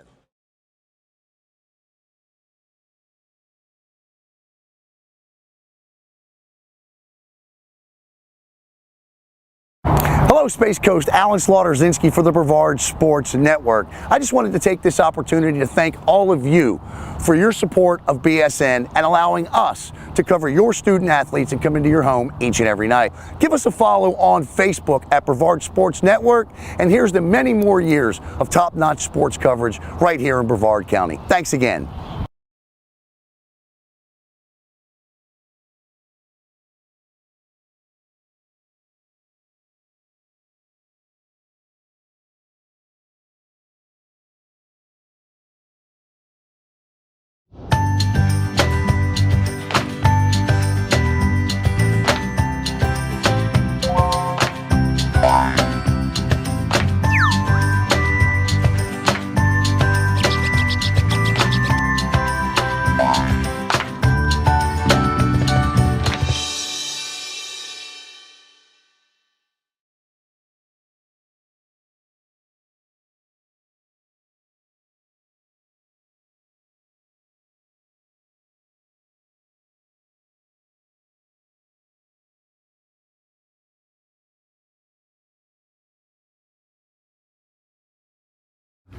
Hey, this is Devon Dudley, and you are watching Brevard Sports Network. Oh, my brother, testify.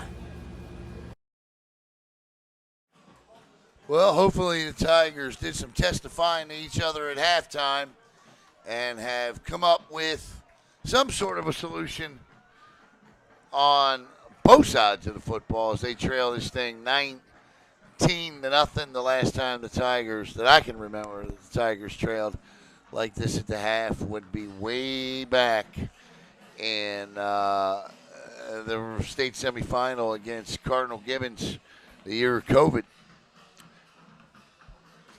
when I believe Gibbons came in here and ran the clock on Coco in that state semifinal game. As the Tigers will kick off, and they're going to need, ideally, force a 3 and out, get the ball back, go score.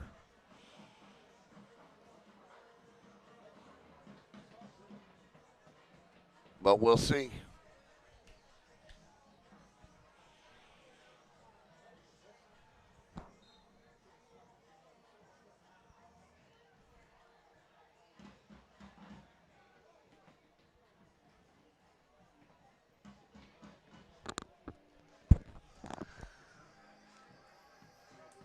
We'll see the referees yet.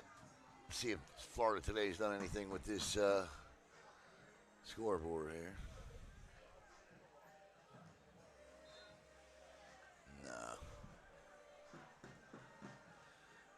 Nah, and you know they haven't because they haven't updated this game. Mainland's ready to go out and kick off with no refs. Coco's still warming up.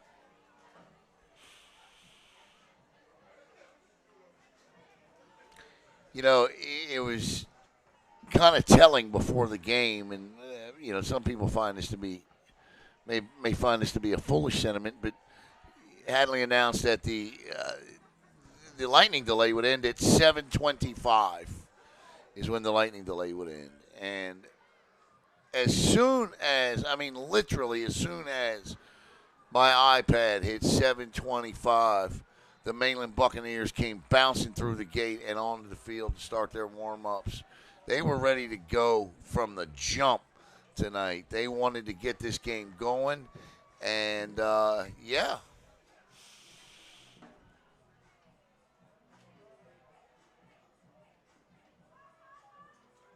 Well, you better believe those referees are going to take every bit of their 17 minutes, 38 seconds to go.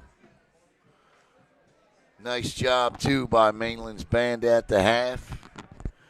And the Cocoa cheerleaders, Hadley introduced them.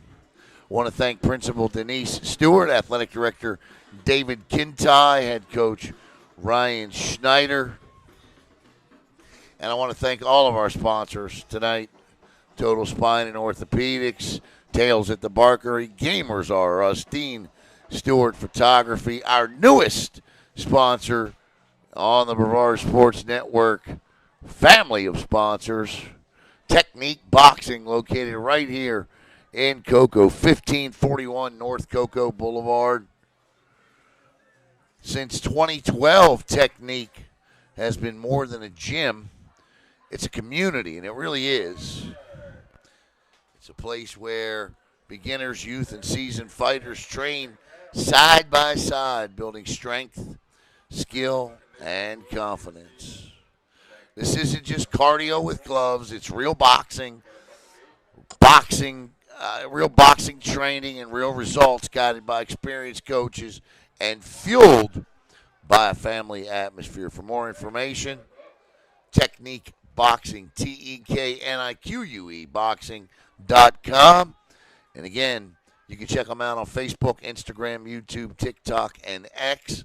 And don't miss they're open right now in Cocoa, but they're holding a grand opening party next Saturday at the Cocoa location. So welcome, Technique Boxing. 12 on the clock as Gonzalez gets set to kick off here to start the third quarter, and we are underway. Fielded at the 10, out across the 20, and I tell you what, that's a heck of a hit, and that's how you want to start. Raymond McCoy delivers a big shoulder. And here come the Tigers defense.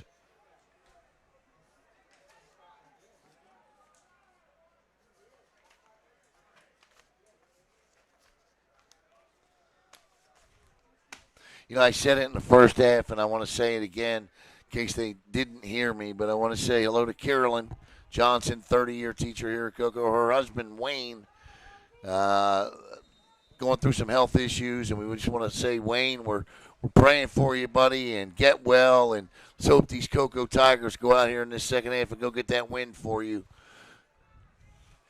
Get well, Wayne. Everybody watching here tonight, pull it for you, bud.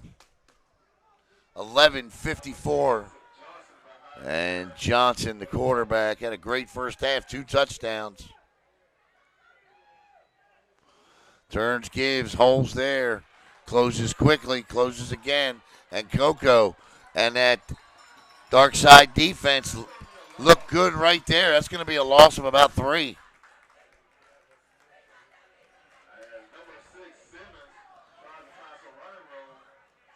Braylon Simmons could have nowhere to go. That's a loss of 5, 2nd and 15. Comes up with a big play to start this second half. It's going to be second down and 15.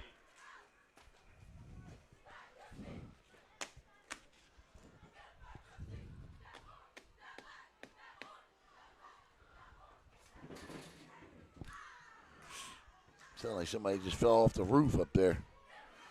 Good Lord. Whistles. And a delay or a false start. So not a good start for Mainland. Not the kind of start they were looking for here with a 19-0 lead.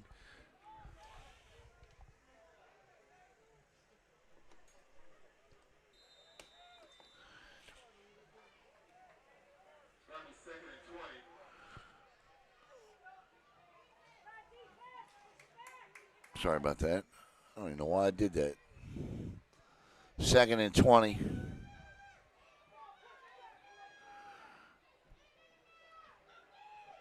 Throws. Oh, what a pitch and catch. Number 7 tonight, Chris Butler. That's been his go-to guy tonight, and he is not disappointed. So he picks up the 8 yards, and it's 3rd and 9. Don't be surprised if they go back to that pass across the middle where they found Butler streaking before. He dropped the first one, then caught the second one. Got to have one high here.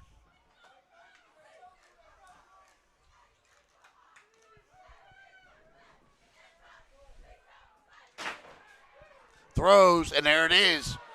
There it is. And he's all the way out across the 50 down. Well,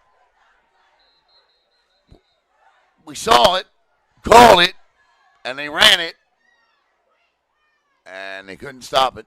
And it's 1st and 10. Same exact play. And it looks like we're going to have a sideline warning.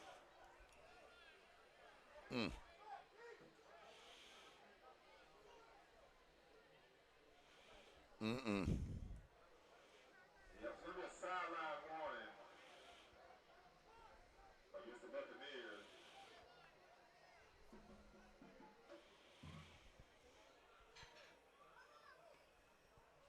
So a sideline warning against the Buccaneers, 9:43. This don't look like a warning here. Check that. That's not a warning. Yeah, Penalty against the Buccaneers. but they're going to get the first down. So they're going to lose 15 after the first down. But it was 3rd and 9, so that's huge.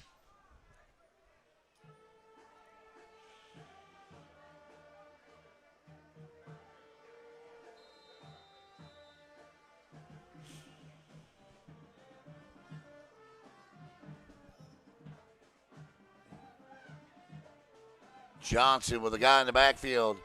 3 guys split tied to the top.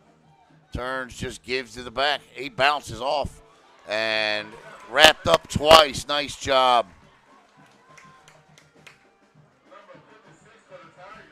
That's Elias Wilson.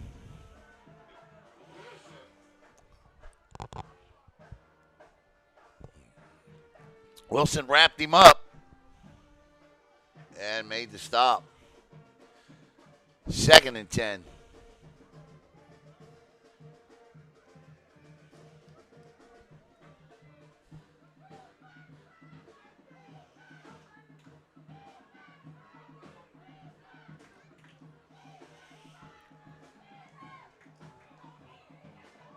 Yeah, too far. Good coverage that time.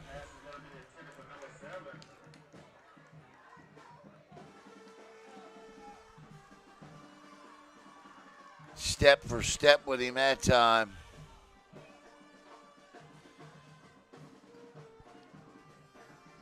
Was Zaylen. Oh, check that. O'Keefe's battle out there, step for step with him. So 3rd and 10 now for Mainland. Taking time off the clock, that's for sure.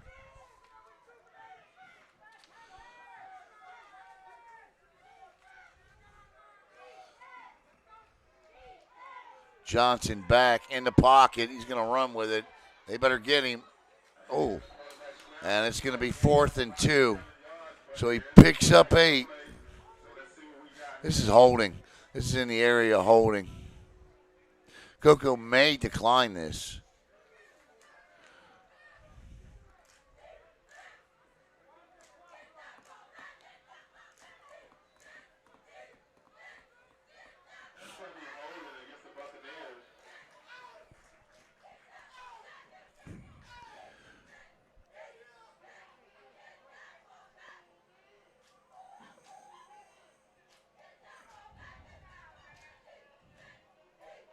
So that'll push them back to 3rd and 20. Yeah, I guess you don't want to take a shot at 4th and 2. 8:25 to go in the 3rd.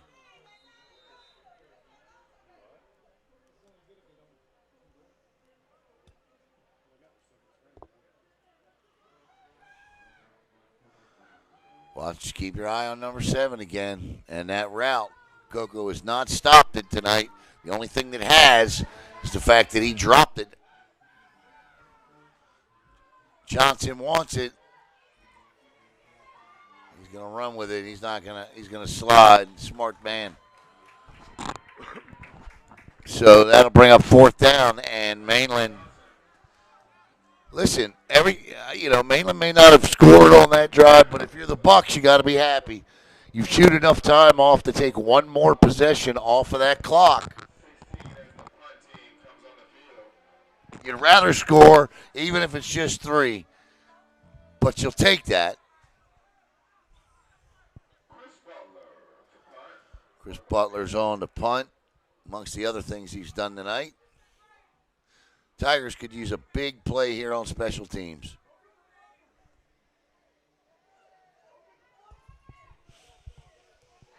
Low snap, and the punt is equally as bad. But it does take a Mainland bounce all the way down to the Coco 39, and that's where Champ Smith will begin his second half.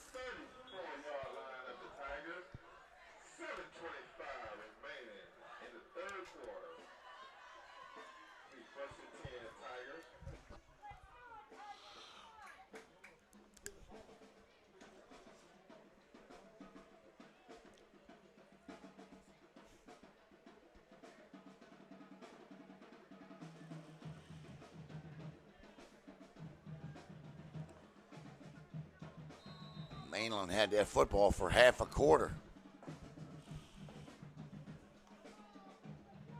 Smith, quick hit. Gain of 6.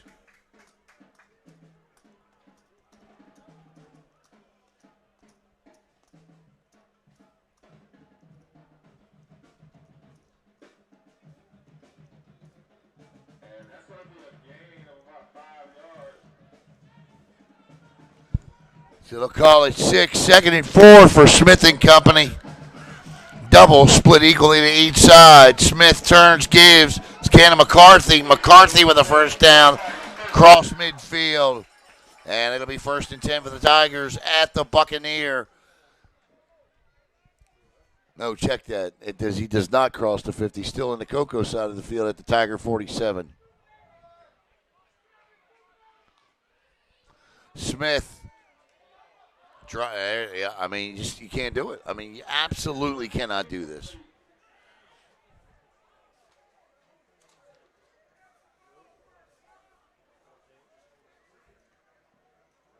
This Jamal Smith, who had 103 yards last week receiving.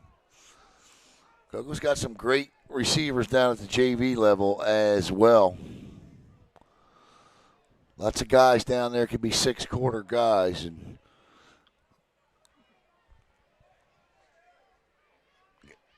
find 5 guys. Smith scrambles. He's in trouble. Now he's going to throw back across his body, and that's going to go out of bounds. And and you just can't do that.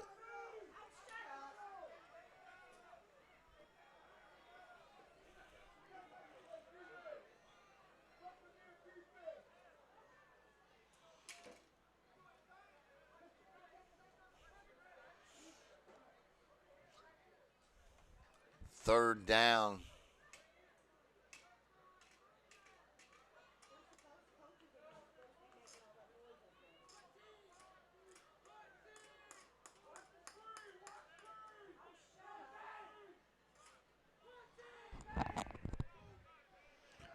Tigers, big third down here.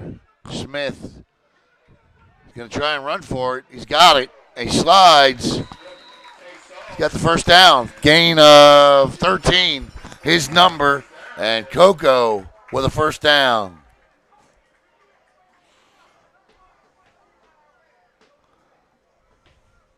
It just feels like everything they're getting, they're working so hard for. And Cannon McCarthy again. McCarthy, there's going to be a hold. And that'll back Coco up 10 yards. Unless he grabbed his face mask. And he did not. He grabbed his jersey, and Coco charged with a hold, and it'll be 1st and 20. 6:25 to play in the third. The Tigers desperately need a score on this drive. It sounds like a broken record, but it is what it is.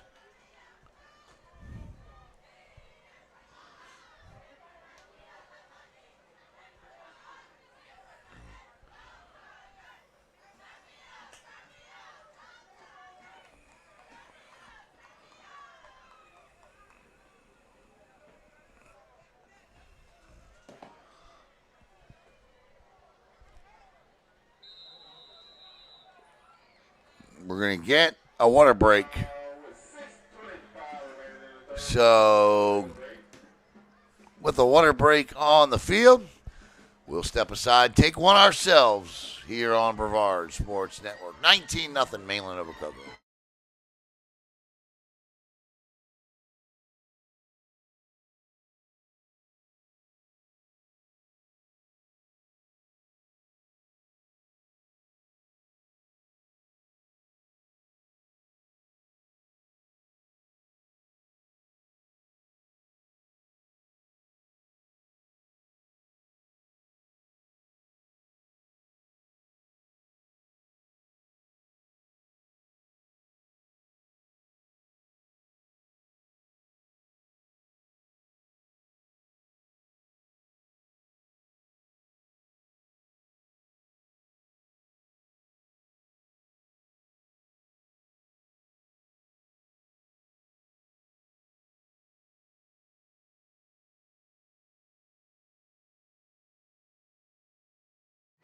Coco Tiger cheerleaders trying to fire up the crowd a little bit.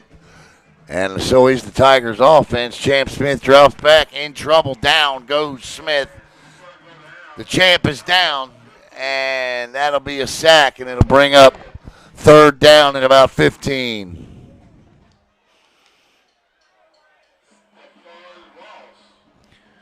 No, I'm sorry. That's going to be third. I forgot about the hold penalty. That's third down and 25. Second and 25. Second and 25. Clock running. Second down and 25 now for Champ and company. The Champ is here. Great movie. Smith. Quick step. Throws. Little wide receiver bubble screen there. He gets about 18 yards. It'll be, well, not even, no, he didn't get that many. He gets 13.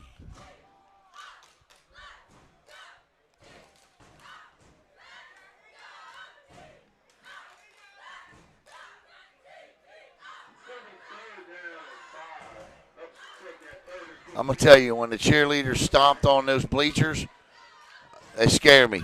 I'm not going to lie. Smith throws. Oh, great coverage. Great coverage over there. And that's going to bring up fourth and 15. And Coco's got no choice but to go for this now. Yeah, the Tigers have got to go for this.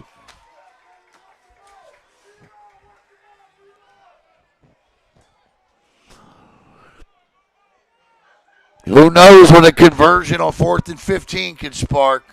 Smith, straight back, looking, fires, throws, tipped, and that.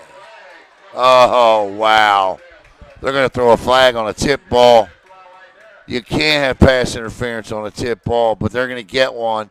And that's a tip ball.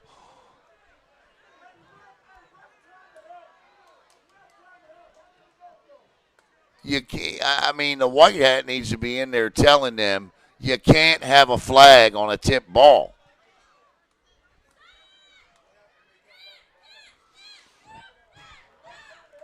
And they're going to call it, and the Tigers are going to catch a break as a result of it. After what we saw last week,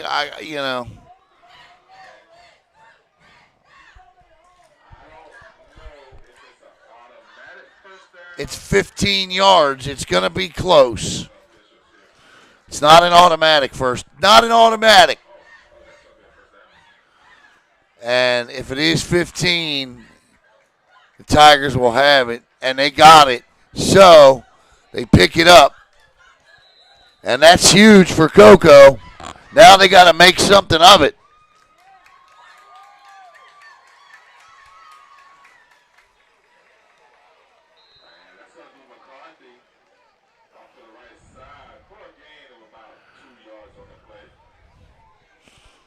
Cannon McCarthy for a gain of 2.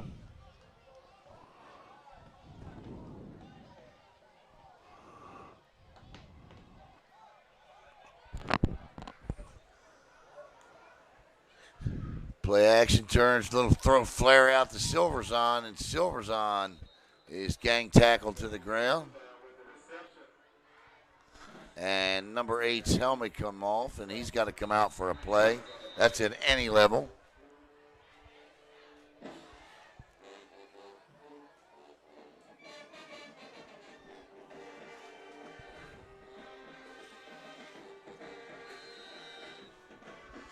.410 to go in the third quarter.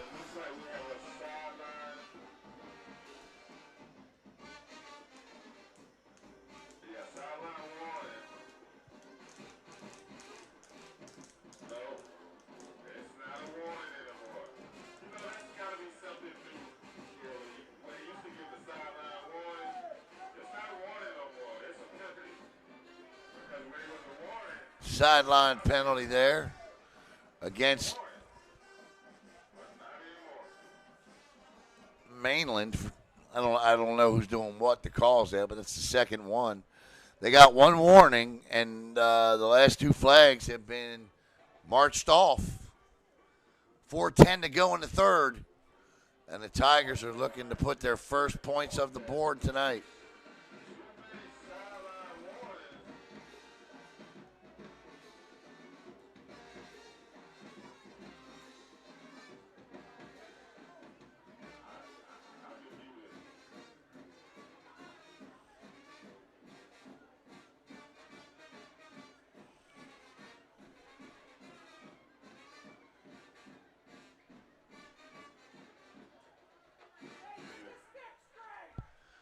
All right, here we go. Champ Smith with Cannon McCarthy to his right.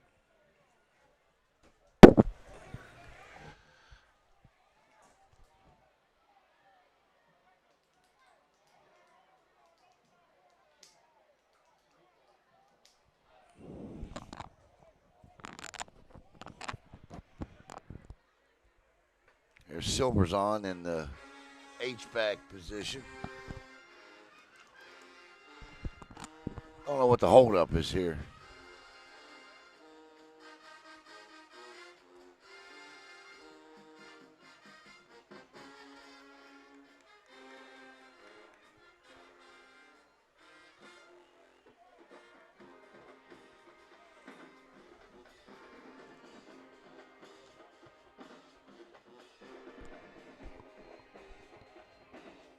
I have no idea what we're waiting on here. Referee finally blows the whistle. Here we go. First down, Smith rolls right, looking, backing up the wrong way, throws off his back foot, and just launches that. There's a flag there. Another flag. There's a shocker.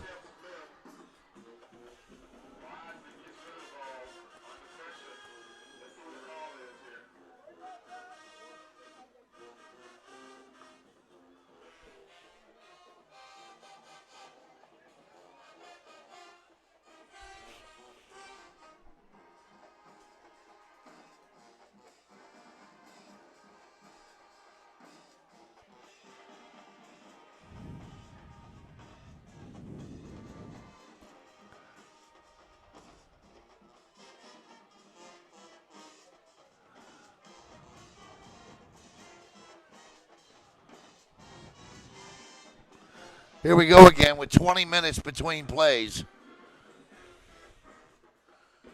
I mean, this is incredible to me. Absolutely incredible. Why we have to take this long between plays. And there's another flag. High school football games should not be 3 hours and 30 minutes long.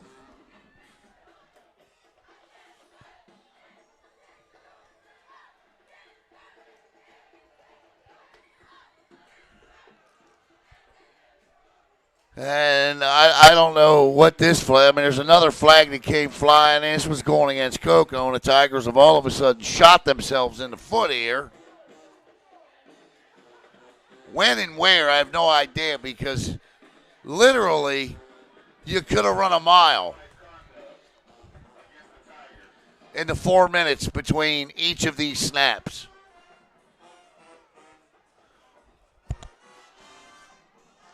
No flow.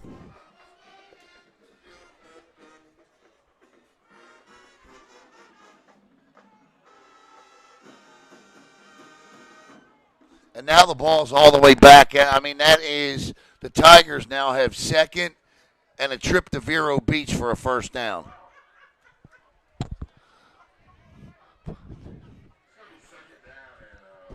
$45 yards for a first down.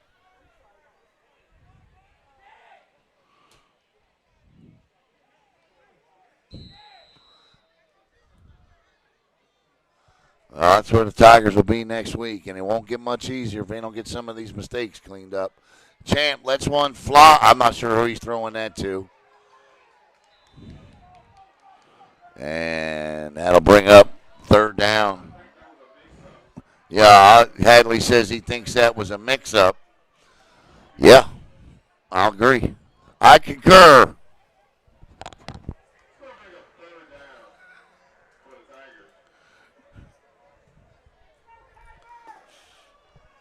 .347. Third and 45. Literally. Smith. And he's going to scramble around, and he's going to get chased, and he slides. And we got a flag back here again. And we got a Buccaneer down. I hope he's okay. Yeah, he's got a cramp. Immediately grabbed the leg like that. And so, yeah. Wow.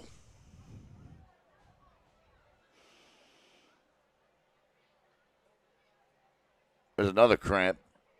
It is. It is a soggy, muggy night.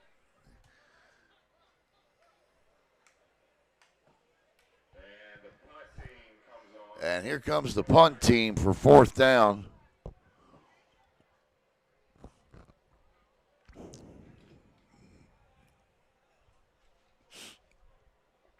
I'll bring in my stopwatch next week.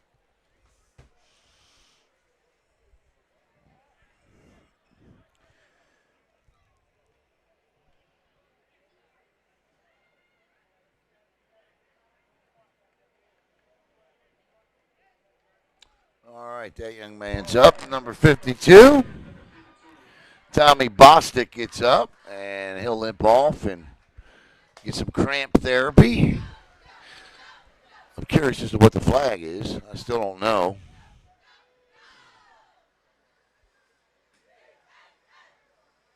Coco doesn't seem to care because they're on the punt, so I guess we won't get a flag. I guess it's, I don't know. I guess it's picked up. Okay, here we go.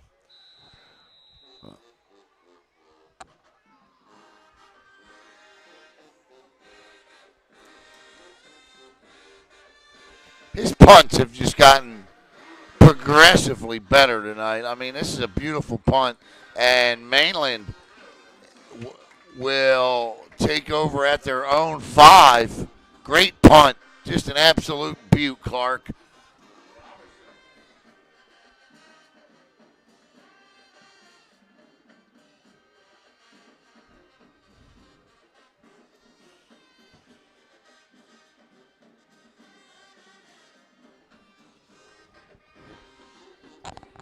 .321.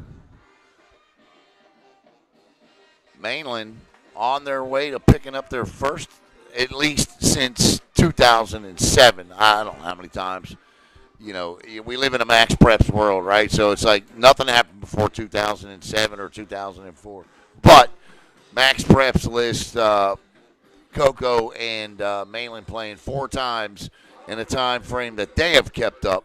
Stats Coco's won all 4 of those matches. So Mainland picking up a first time. Hey, guess what that is? That yellow thing he just threw as a flag. See what he calls. He's going to call it on the running back here, or isn't he?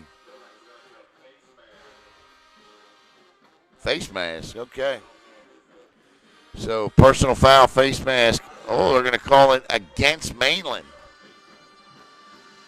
So they call it against Mainland. And, yeah, because, you know, why not? And you don't see, now it's going to back them up half the distance.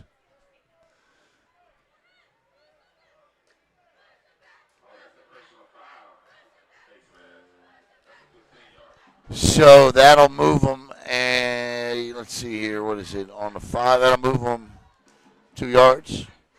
So it'll be first down and 12.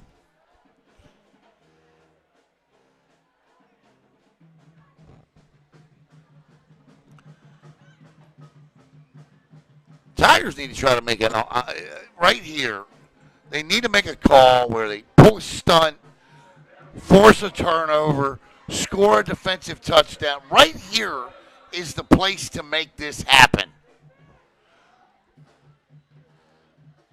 Throwing out of your own end zone like this makes no sense to me anyway. But if you're Coco right here, you got to try to dial something up to get this football.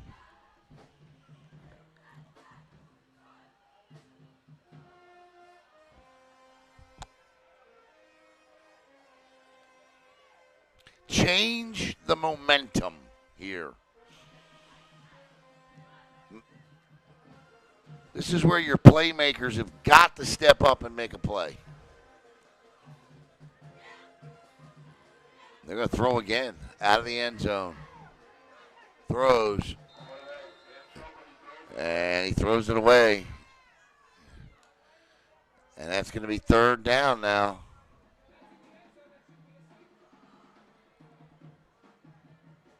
So third and about 13 now.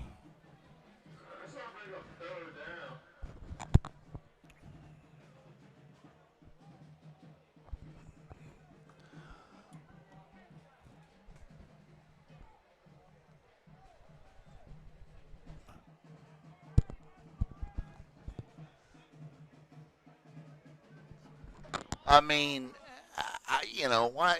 Maybe. I mean, I know it's a risky play here, but send an all-out blitz.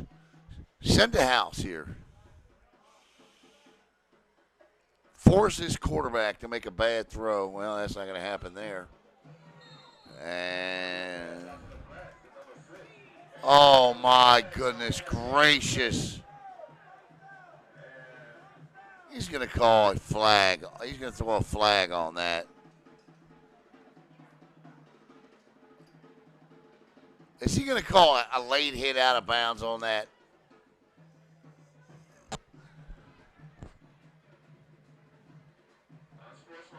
You got to be kidding me on that one. Well, they call him sportsmanlike, so he may have said something. That's 15 yards and a Mainland first down, and the Tigers have just gifted them a first down.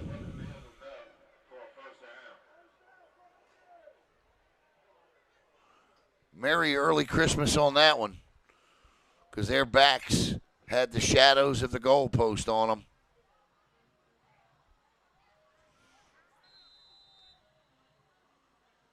And now they've got breathing room out across the 20 to the 22. 2:32 to play in the third.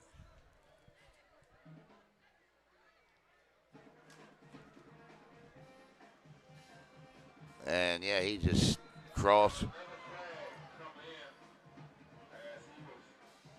I don't know what this flag is here. Was he leg whipped?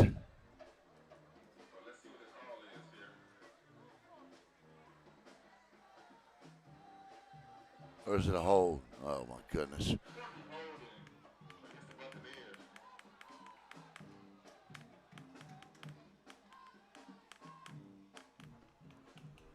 Holding against Mainland.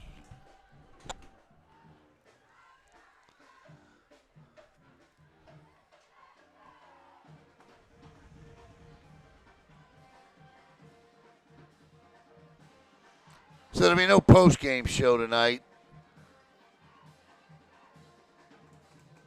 because we may never get out of here. 2:25 to go in the third. First and 20. Oh, nice tackle inside. Good job by the Coco interior there to shut that down. It'll be 2nd and 19, gain of just 1. And under 2 minutes we go here in quarter number 3.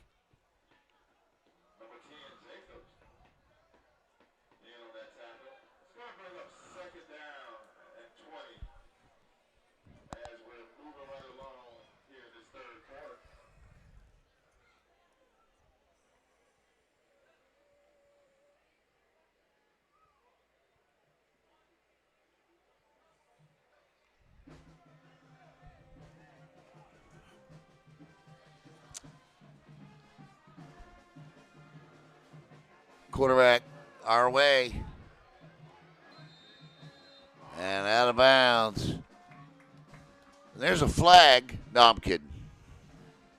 No flag.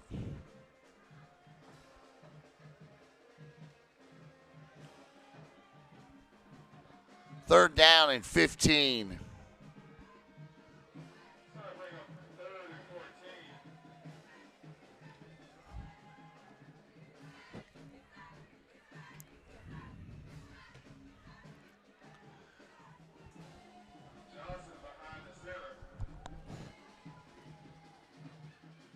Little out route over there. And that'll bring up 4th down, but well, it might be, you know what? He's close to that first down area, but he's going to be short.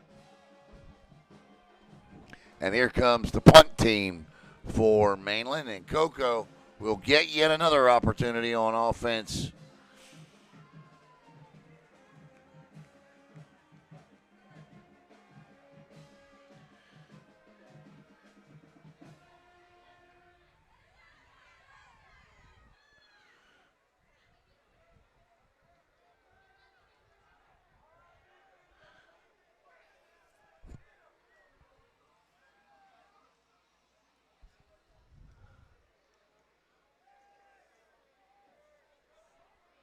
Oh, takes a Coco bounce forward and down at the 49 of the Tigers.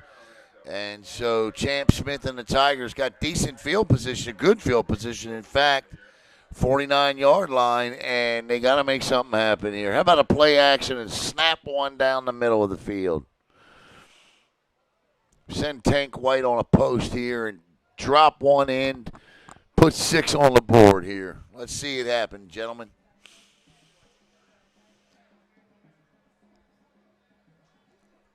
Jay Smith with Cannon McCarthy to his right. Haven't seen a lot of Javion Scott tonight. Smith drops, looks, steps, fires, and there he goes. But that one is incomplete, falls, and the receiver seems to be shaking up over there. I'm not sure if it's a cramp. It could be the only thing it could be.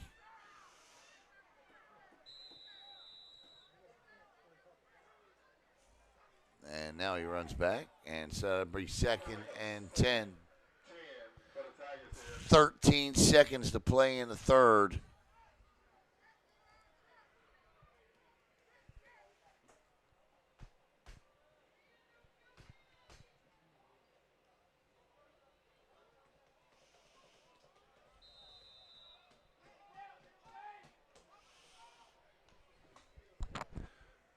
Smith looks, fires, throws, and that was behind his intended target. And it'll be 3rd down and 10. Smith threw that one behind him.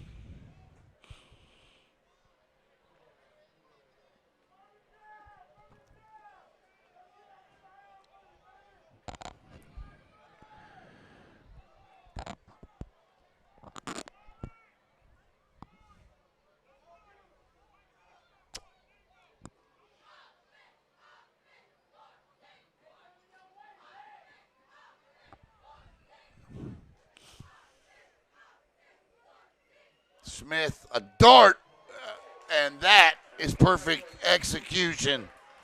Smith with an absolute dart across the middle, and the big hit, and hanging on to the football is Jamal Smith.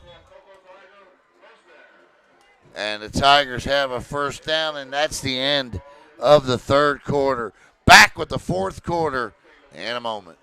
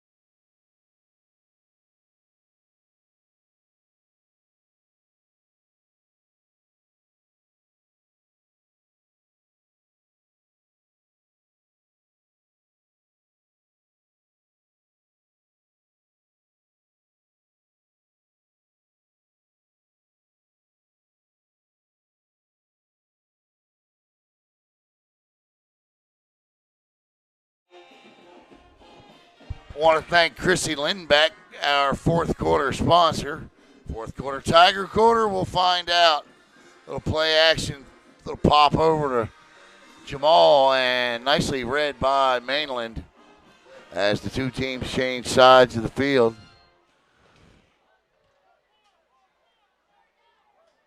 Mainland with all 19 points in the first half. 2 of them on long touchdown passes.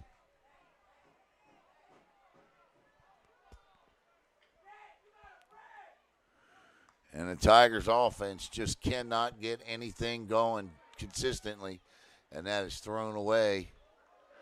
And that'll be 3rd down and 10.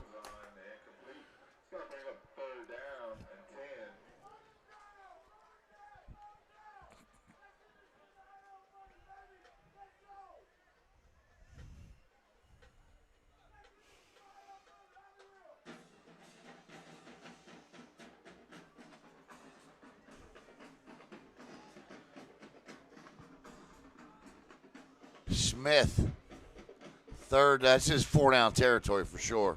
Smith throws back, and that ball is batted down.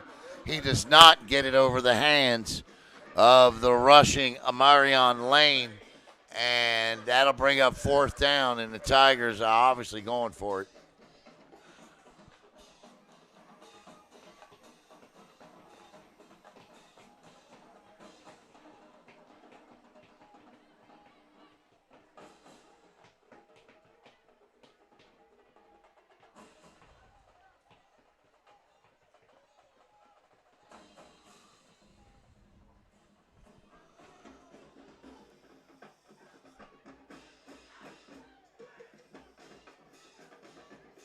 This can't be a play down the field. This has got to be. I mean, if it works down the field, great.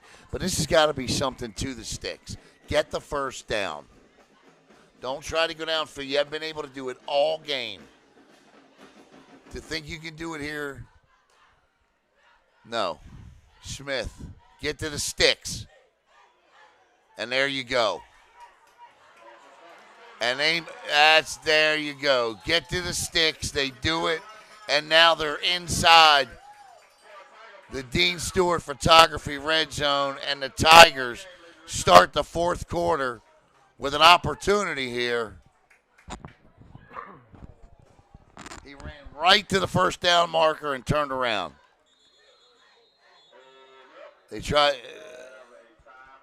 timeout by Mainland as they had to call a timeout to keep from getting an extra man on the field penalty. So Tigers got down here once before, couldn't cash in.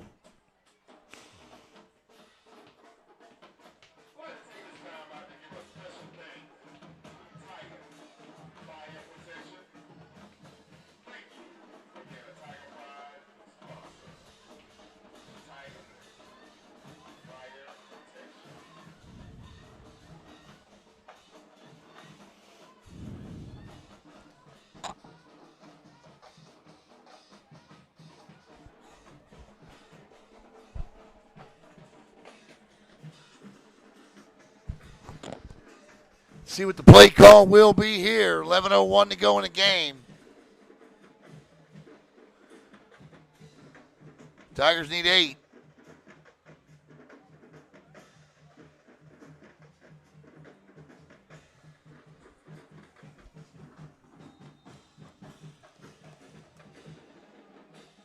Smith. McCarthy to his left, whistles, and we're going to get a false start. Yep. Oh, no, it's encroachment. Okay. So Mainland, first down and 5.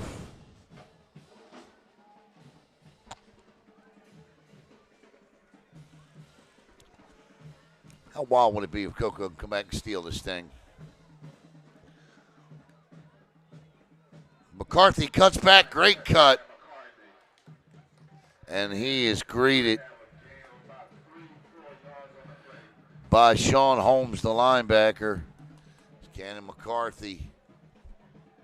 And they're going to come right back to the line of scrimmage again. McCarthy again, bring up 3rd and 2. And you see feet flying. And that was the linebackers. Holmes one more time.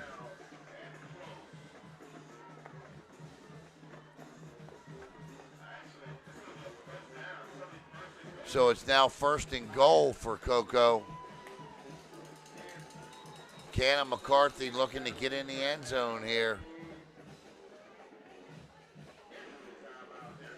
And we're going to get an injury timeout.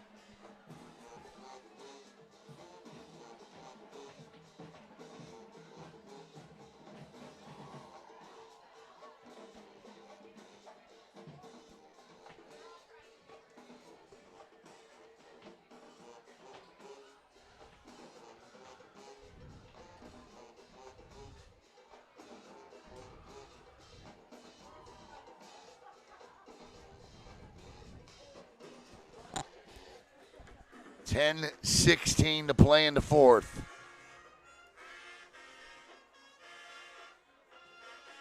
And a must-score situation here for the Tigers. And they really need 8.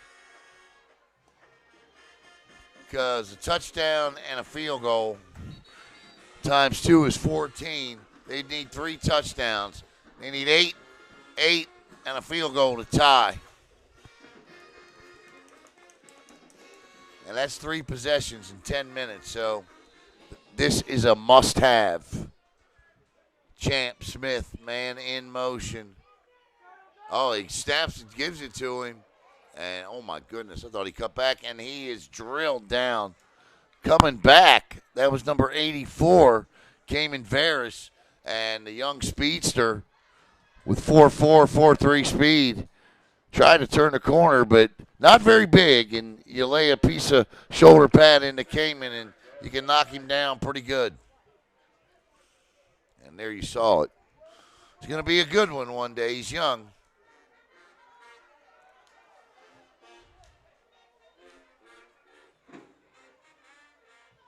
This is Smith, and he got no chance. Sam Smith had no chance. I don't know if that was a busted play or a designed quarterback run, but it didn't work. We got another player down with a cramp.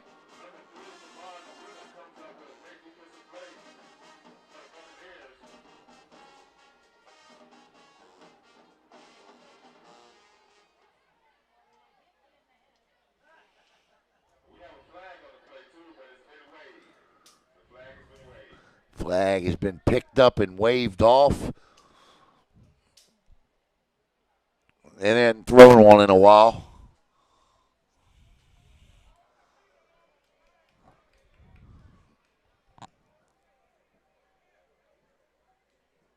$19-0. Mainland on top.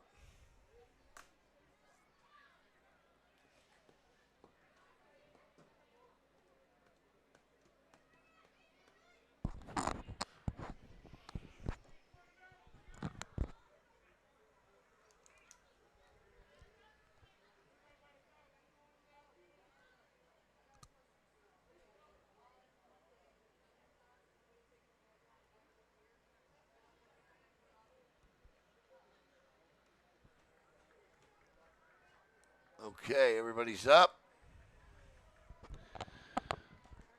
And walking off.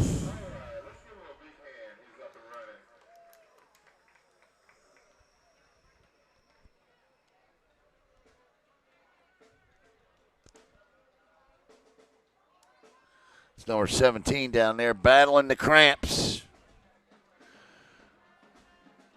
Jaden Mall for Coco. And here the Tigers go. Big third down here, no doubt. I mean, we keep saying it. Inside the tails at the Barkery red zone. Here go. Oh, the pass. And he catches it. Silver's on with the halfback option. I believe that was Silver's on that threw that.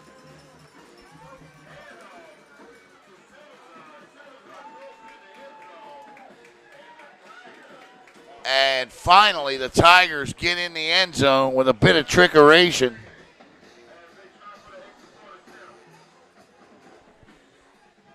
Let me make sure here.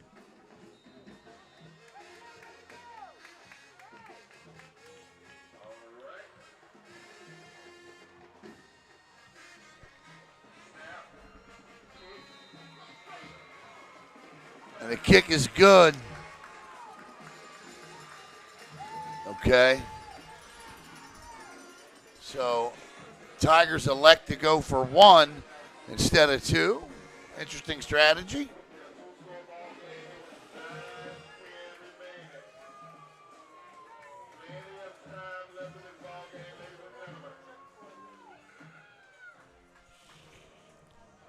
I mean, I don't know. Maybe I guess my math is off. I may be the one not factoring it right, but I would think that you would have to go for two on these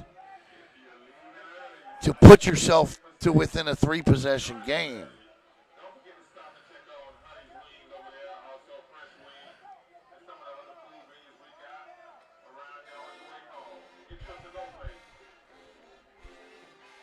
So I don't know.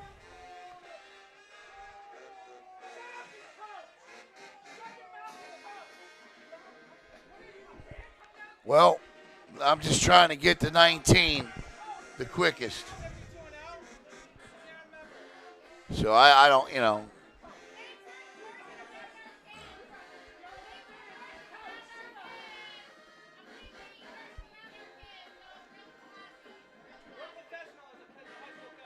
Seven 14-21 wins it, but that's 3 touchdowns.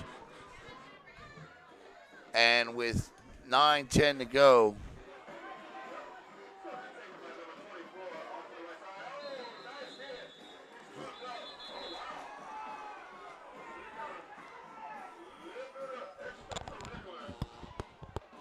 I don't know about extracurricular, but I know he blocked him all the way up to the 45-yard line.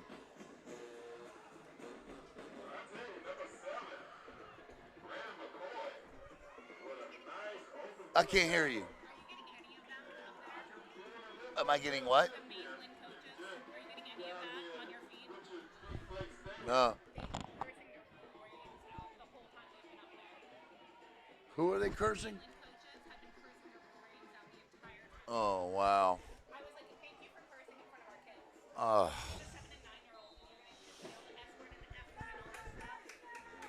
they don't care.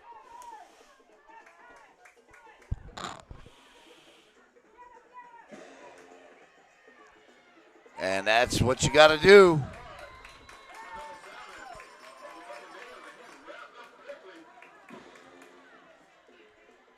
Already third down.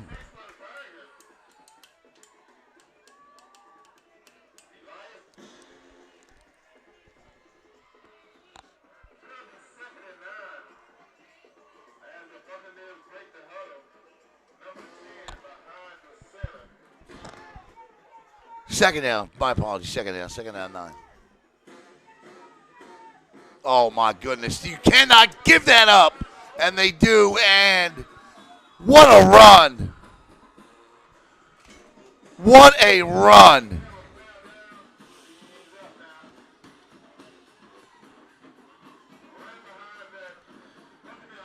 Wow. Braylon Simmons.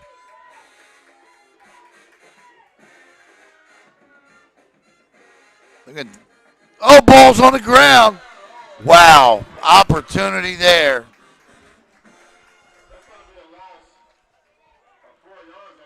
What a run by that young man on that last play. 7:52 and running. 2nd and 14 now for Mainland. Mainland's been good tonight at times from behind the sticks when they've had to be, and so they're going to have to be again.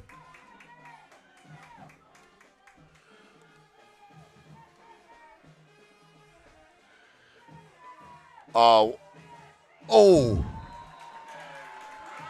And he's not going to get a flag. He wants one, but he's not going to get one, and that's on the quarterback because he had him coming across the middle. He was open. The hit was there.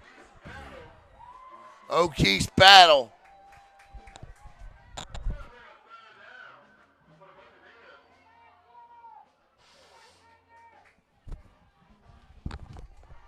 Coco stopped it there, but they have not. I mean, for all intent and purposes, the quarterback puts the ball where it's supposed to be, and that's a first down. Coco's all night that play has been successful for Mainland. That little crossing route there. They're gonna run it again. Oh no, this time it's a little come back through the middle, and he's still on his feet. And Coco now has forced 4th down and 10. And Mainland's got a punt with 7:16 to go in the game.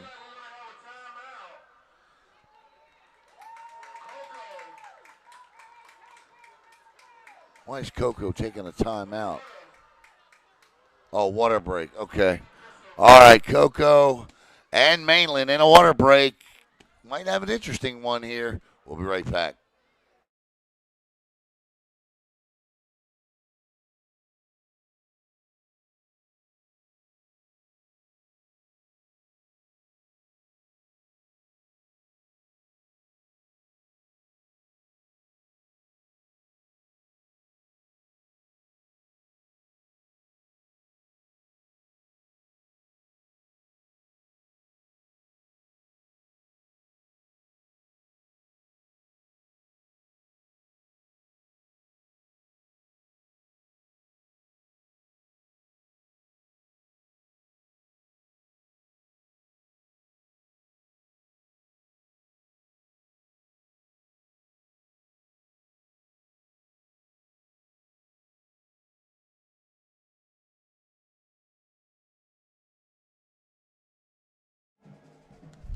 Here we go. And he line drives this one, and they're just going to let it go and take a bounce. All right, can Champ Smith in the offense do it again? I don't know what no contest means on the MCC game. I guess they didn't finish it. So,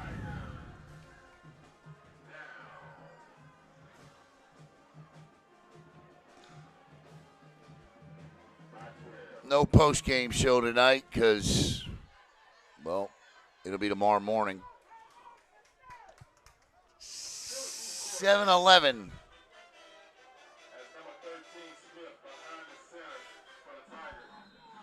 And there you go, doubles with Cannon McCarthy to the right of Champ Smith. That defense, oh, look at this. He just launches one down the field. Yeah, he's not throwing that ball. He's just throwing that ball up.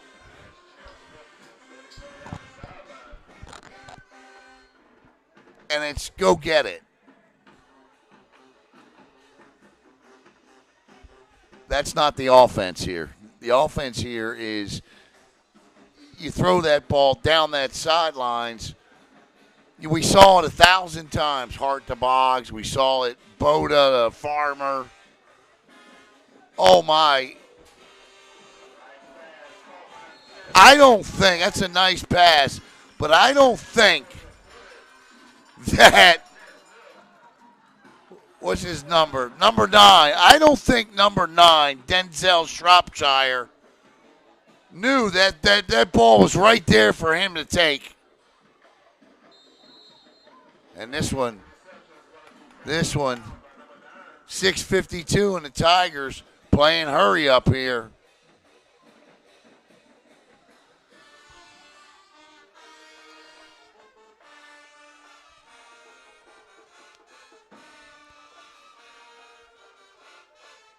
Smith looks over, gets the hand signals. Kamika, Franco, Schneider giving them all three of them. One in a blue, one in a yellow, one in a black. Smith.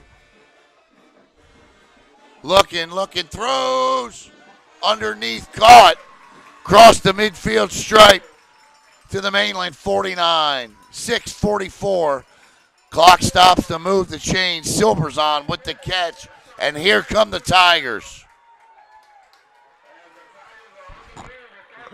Oh, no. Oh, wow. That young man just fell down, and that might be a penalty on him.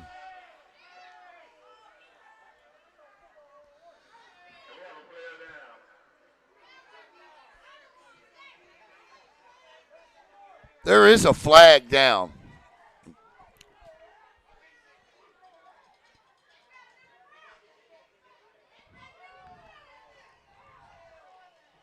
See what they call.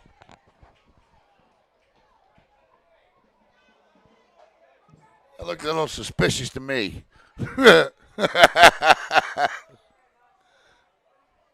Good timing, though. Popped right up.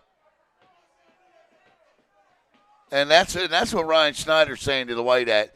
That's not you cannot allow that to happen. And they're going to pick the flag up, whatever it was. So they picked the flag up. So Schneider's drawing attention to it. That's all a head coach can do without going overboard. So let's see what happens. They keep going with the hurry up. 6:35, ball on the Mainland 49. Smith drops back, looking, pump fakes, throws. He just lost one up. And that's intercepted, but a flag is down. And that's going to be 15 yards. They got their feet tangled, and, well, unfortunately, I'm just going to say,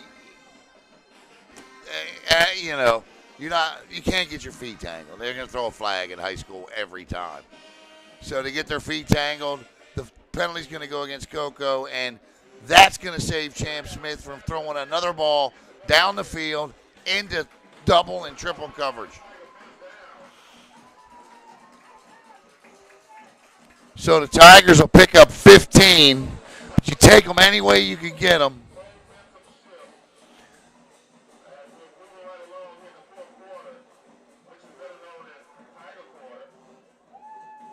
So 6:24 to play and a stoppage on the field.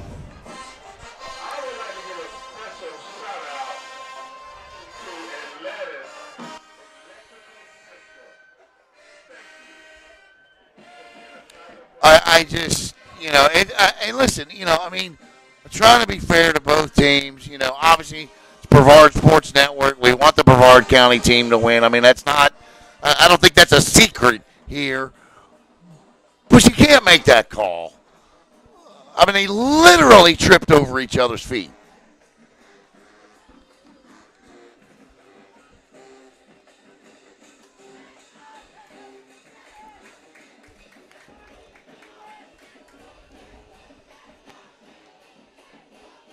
And this crew tonight has had the same two officials throwing flags. The two on the side all night here has been the ones predominantly throwing the flags.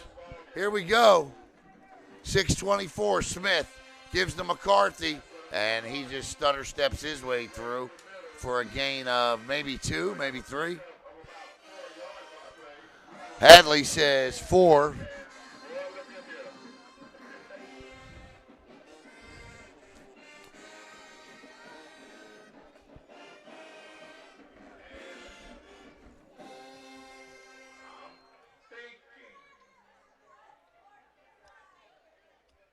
You got another flag? Oh, man. Personal foul against Mainland.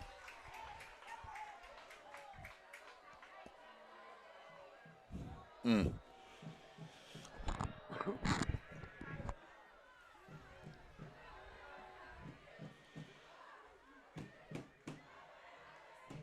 Two hours, 53 minutes, and 15 seconds.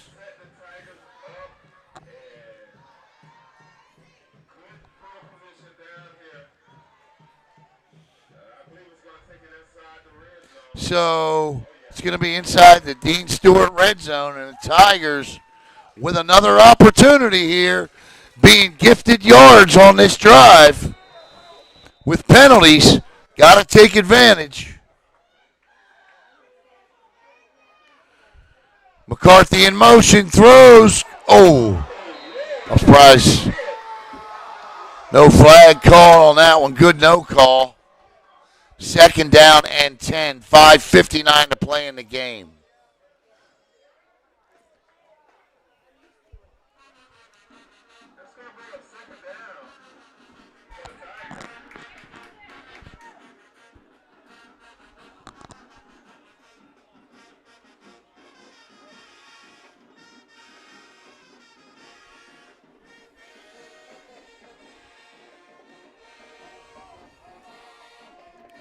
Second and 10. Champ Smith and company. Smith looking. He's in trouble. Throws. Dumps it off underneath. And Mainland is there. Forward progress. They'll give him 4. As Tank King, a name we had not called a lot tonight. And Tamaj Woodard in on the stop. And that's going to bring up 3rd and 8. As the clock continues to run with 5:20 to play. And I think here is where you see a nice dig or a crossing route. Let's see what's up the sleeve of Ryan Schneider. Smith looking. No. Oh, he sacked. Ball's out. And Mainland does not have it yet. Nobody. Coco gets lucky. Smith fumbled the ball, and instead of falling on it, Mainland tried to pick it up, and as a result, they lose it, and Coco gets it back. And we got a cramp on the field.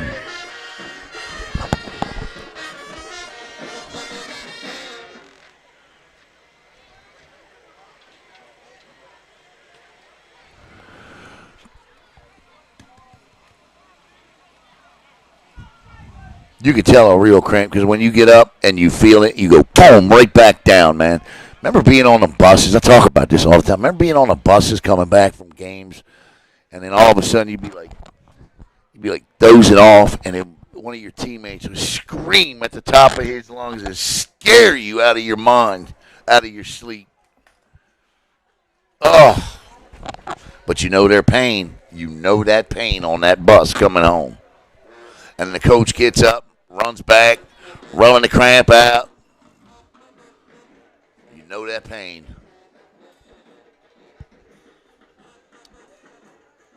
Walking around your kitchen at night with your legs all tight.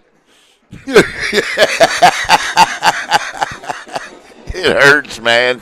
You know it. 4:43 to go. This could be the ball game right here. 4th down for Smith and the Tigers. They need a 1st down. Smith drops back, looking. He's in trouble. He's got to get rid of it. Throws it. Oh, what a play. No flag, and that will be a hold. And Mainland bends, but they do not break. It is 4:27 to go. Wow, great job by Mainland there. Got dealt a bad deal on a pass interference. Didn't recover a fumble and managed to hold on 4th down, and now a couple of 1st downs, maybe 1 or 2 1st downs, and this one will go in the books to the Bucks.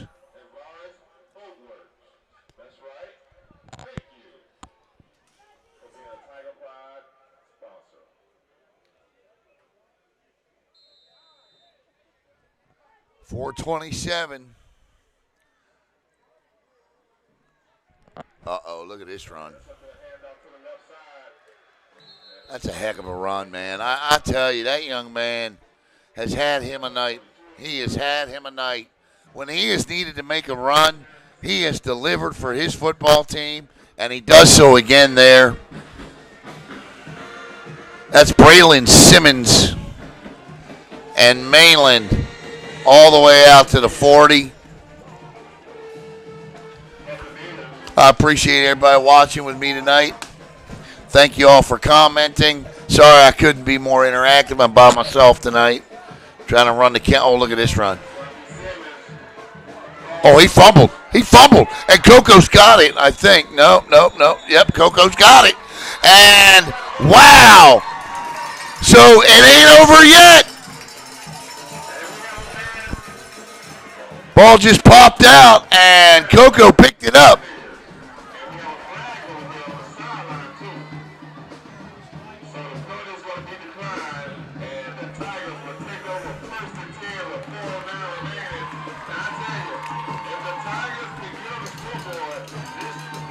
So the Tigers with another chance here.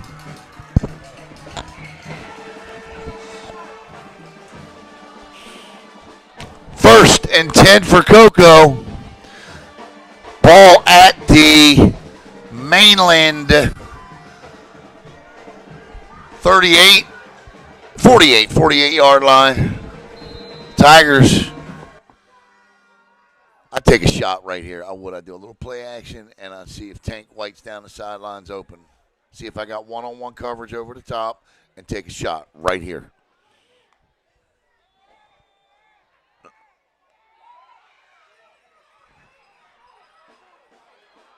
That's a good run. It is Tank White, and Tank White caught the ball 9 yards toward the sticks and gets tackled after a gain of 5. They're going to give him forward progress. They're going to give him 7 yards. And Tank White is down.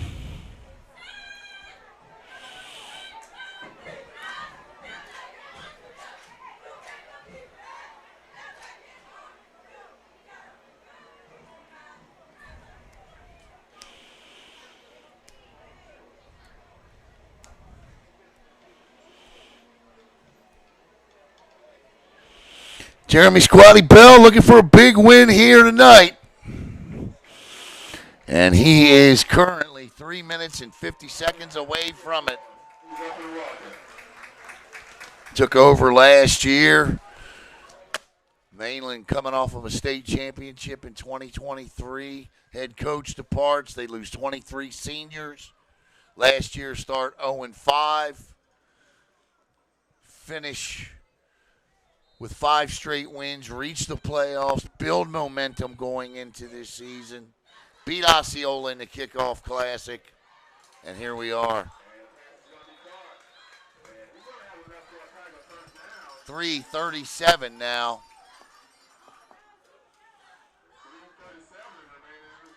Clock stops to move the change.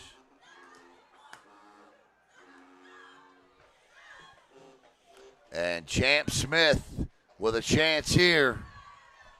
Cannon McCarthy's the Canadian Football League formation where you just run wide right.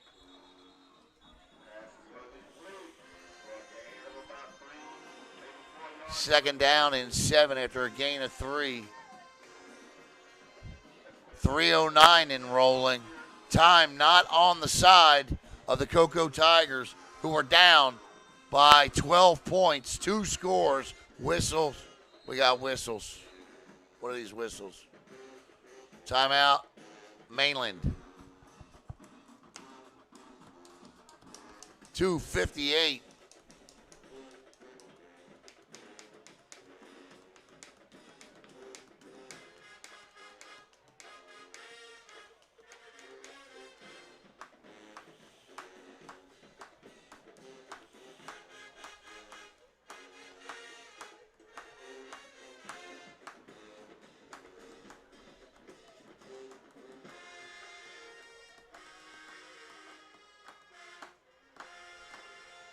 Check the scoreboard. Although last time I looked at it, nobody had updated it in an hour.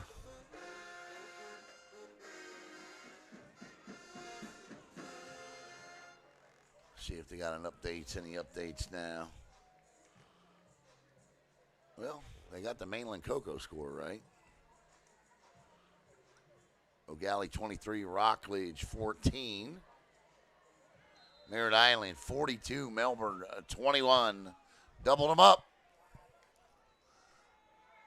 Smith throws, caught, and inside the Chrissy Lindback real estate expert red zone. Get up.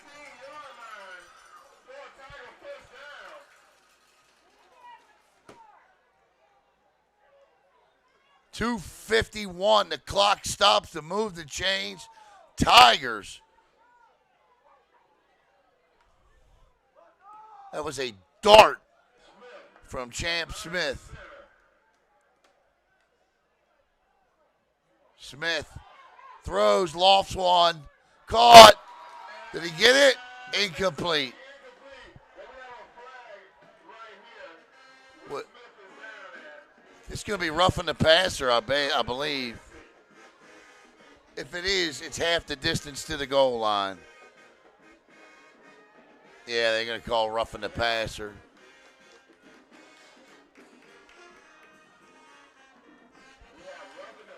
Three hours, 4 minutes, and 52 seconds this football game is taken.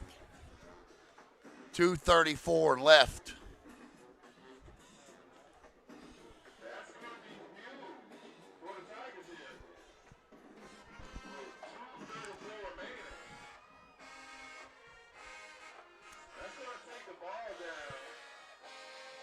And the ball is now inside the real estate expert Chrissy Lindback red zone with 2:34, but time is not on the side of the Cocoa Tigers. Looking, fires, throws, caught, touchdown! Oh, he got a flag down too. What's the flag? He calls a touchdown, and I mean this guy throws a flag every other play. Let's see what this one is.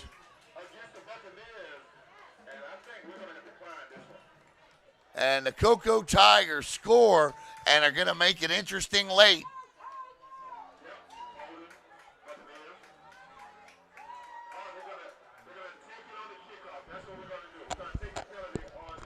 So Cocoa's going to take the holding call against Mainland on the kickoff.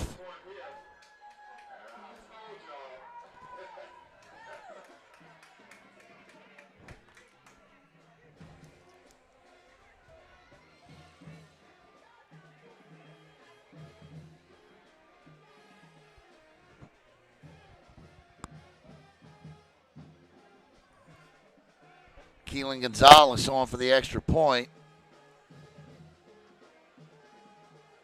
And that's Tank White on the touchdown, by the way. And Gonzalez remains perfect on the year in extra points. He's 7 for 7 on the season, or 6 for 6 on the season. And the Tigers are within 6 at 2:32. Back in a moment.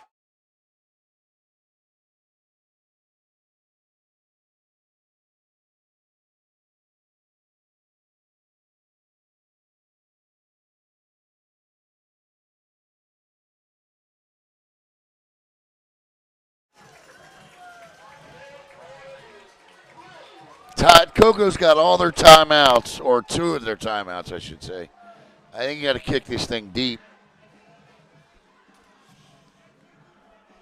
Especially being given the penalty and you're kicking off from the 40.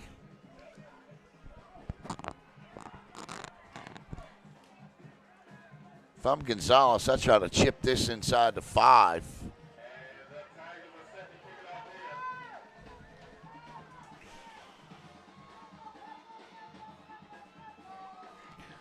Tigers 6 points away from tying it, 7 from winning it. And I'll tell you, a win would be the ultimate definition of snatching victory from the jaws of defeat.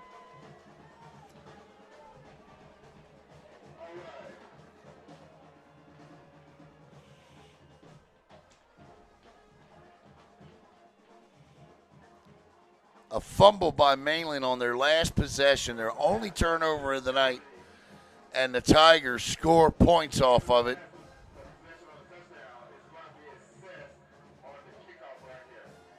So the Tigers are actually going to kick off from midfield. And yeah, that's not going to matter. I mean, he's going to just put the ball in the end zone, and it's going to be 1st and 10 at 20.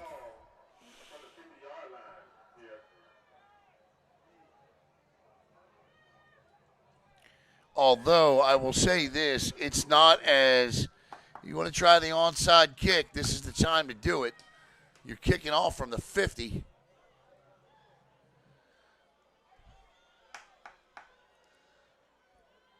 You got the hands team out there, both sides of the ball. You got speed and hands, and that's what's on the front line for Mainland as well. You see the running back, a couple of wide receivers out there. Well, you don't see anybody. There you go. Uh-oh. Coco's got it. Do they have it? Yes, the Coco Tigers have recovered the onside kick. Wow. And they have a shot. And they have a shot.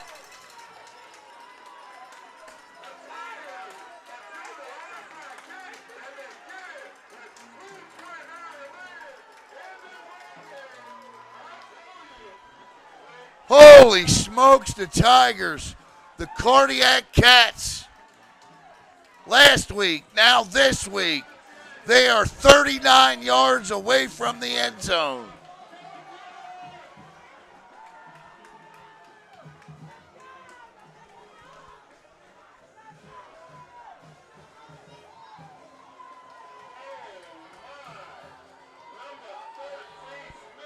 (19-14). Smith. Low snap. Smith rolls right. Looks fired. Oh, no. Oh, no. Why would he do that? And he just throws it up. Just threw it up. Threw it up like he hit the X button on Madden. And that may end the game. And there's a flag.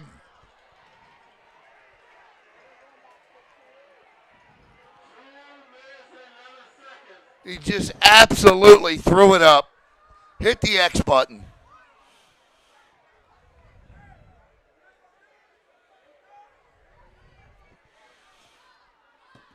I feel for the young man. I really do. Adam Franco's down there is talking to him right now. My heart goes out to him. I mean, he's a high school quarterback, I mean, I feel bad for him, but I mean, he's done it 4 or 5 times in this game, and you just can't do that. And I know he knows it.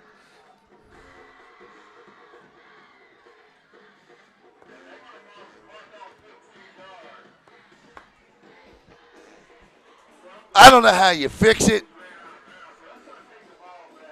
but they got to change something with it.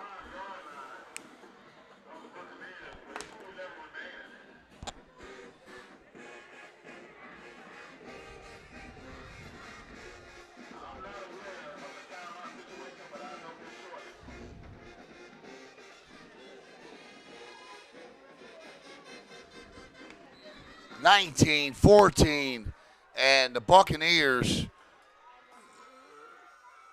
two hands on the football, for goodness sakes.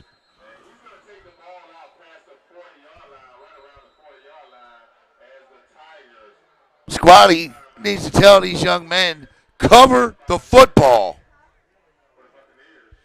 Wow.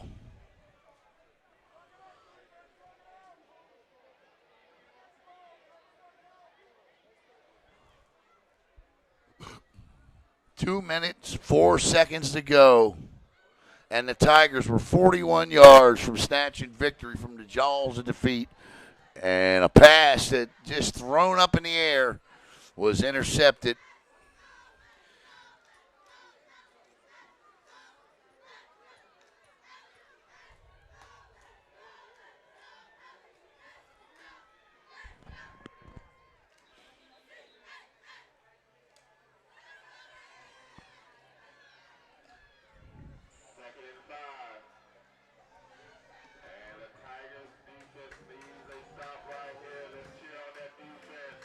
Second down and 5. A first down here will end it for sure.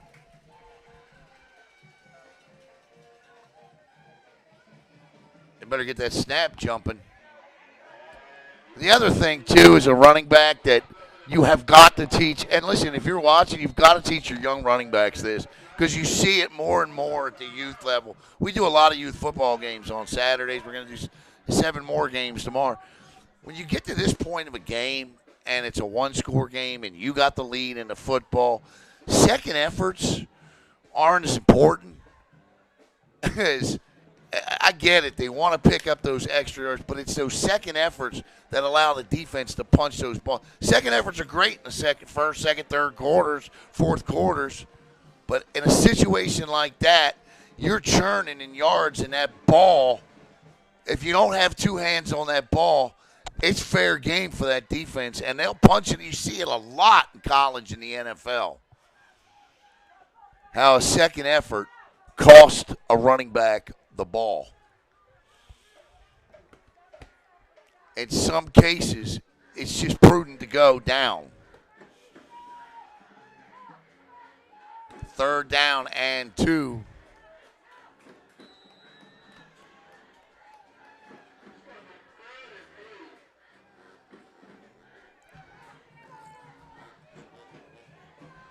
Dark side defense, he's come up big, and they will, because it's going to be 4th down and 1. And they're going to, well, I don't know. That is one healthy spot right there. Oh, he just walked it back an extra half a yard. He literally walked that ball back an extra half a yard. Did you see that? Because of how that official got up and walked the ball back from the spot, they're going to be short. Oh, no, he moved it back. And now that's going to be a first down. That's going to be a first down for. Yeah, that's going to be a first down there. Yep, and that's going to do it. The Mainland Buccaneers are going to come into Richard Dick Blake Stadium and defeat the Cocoa Tigers. This is Coco's first home loss since they lost to Norland last year. The first time They've lost to Mainland, and the Buccaneers have come back in and done a job here. Congratulations to Mainland and their fans. And for Coco,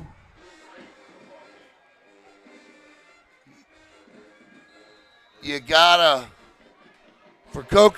go back to the drawing board a little bit here and back to the fundamentals of some of these things. But I want to thank all of our sponsors, and of course I want to thank Principal Denise Stewart, Athletic Director David Kintai, and of course Head Coach Ryan Schneider and Coach Bell. Once again, your final score, the Mainland Buccaneers 19,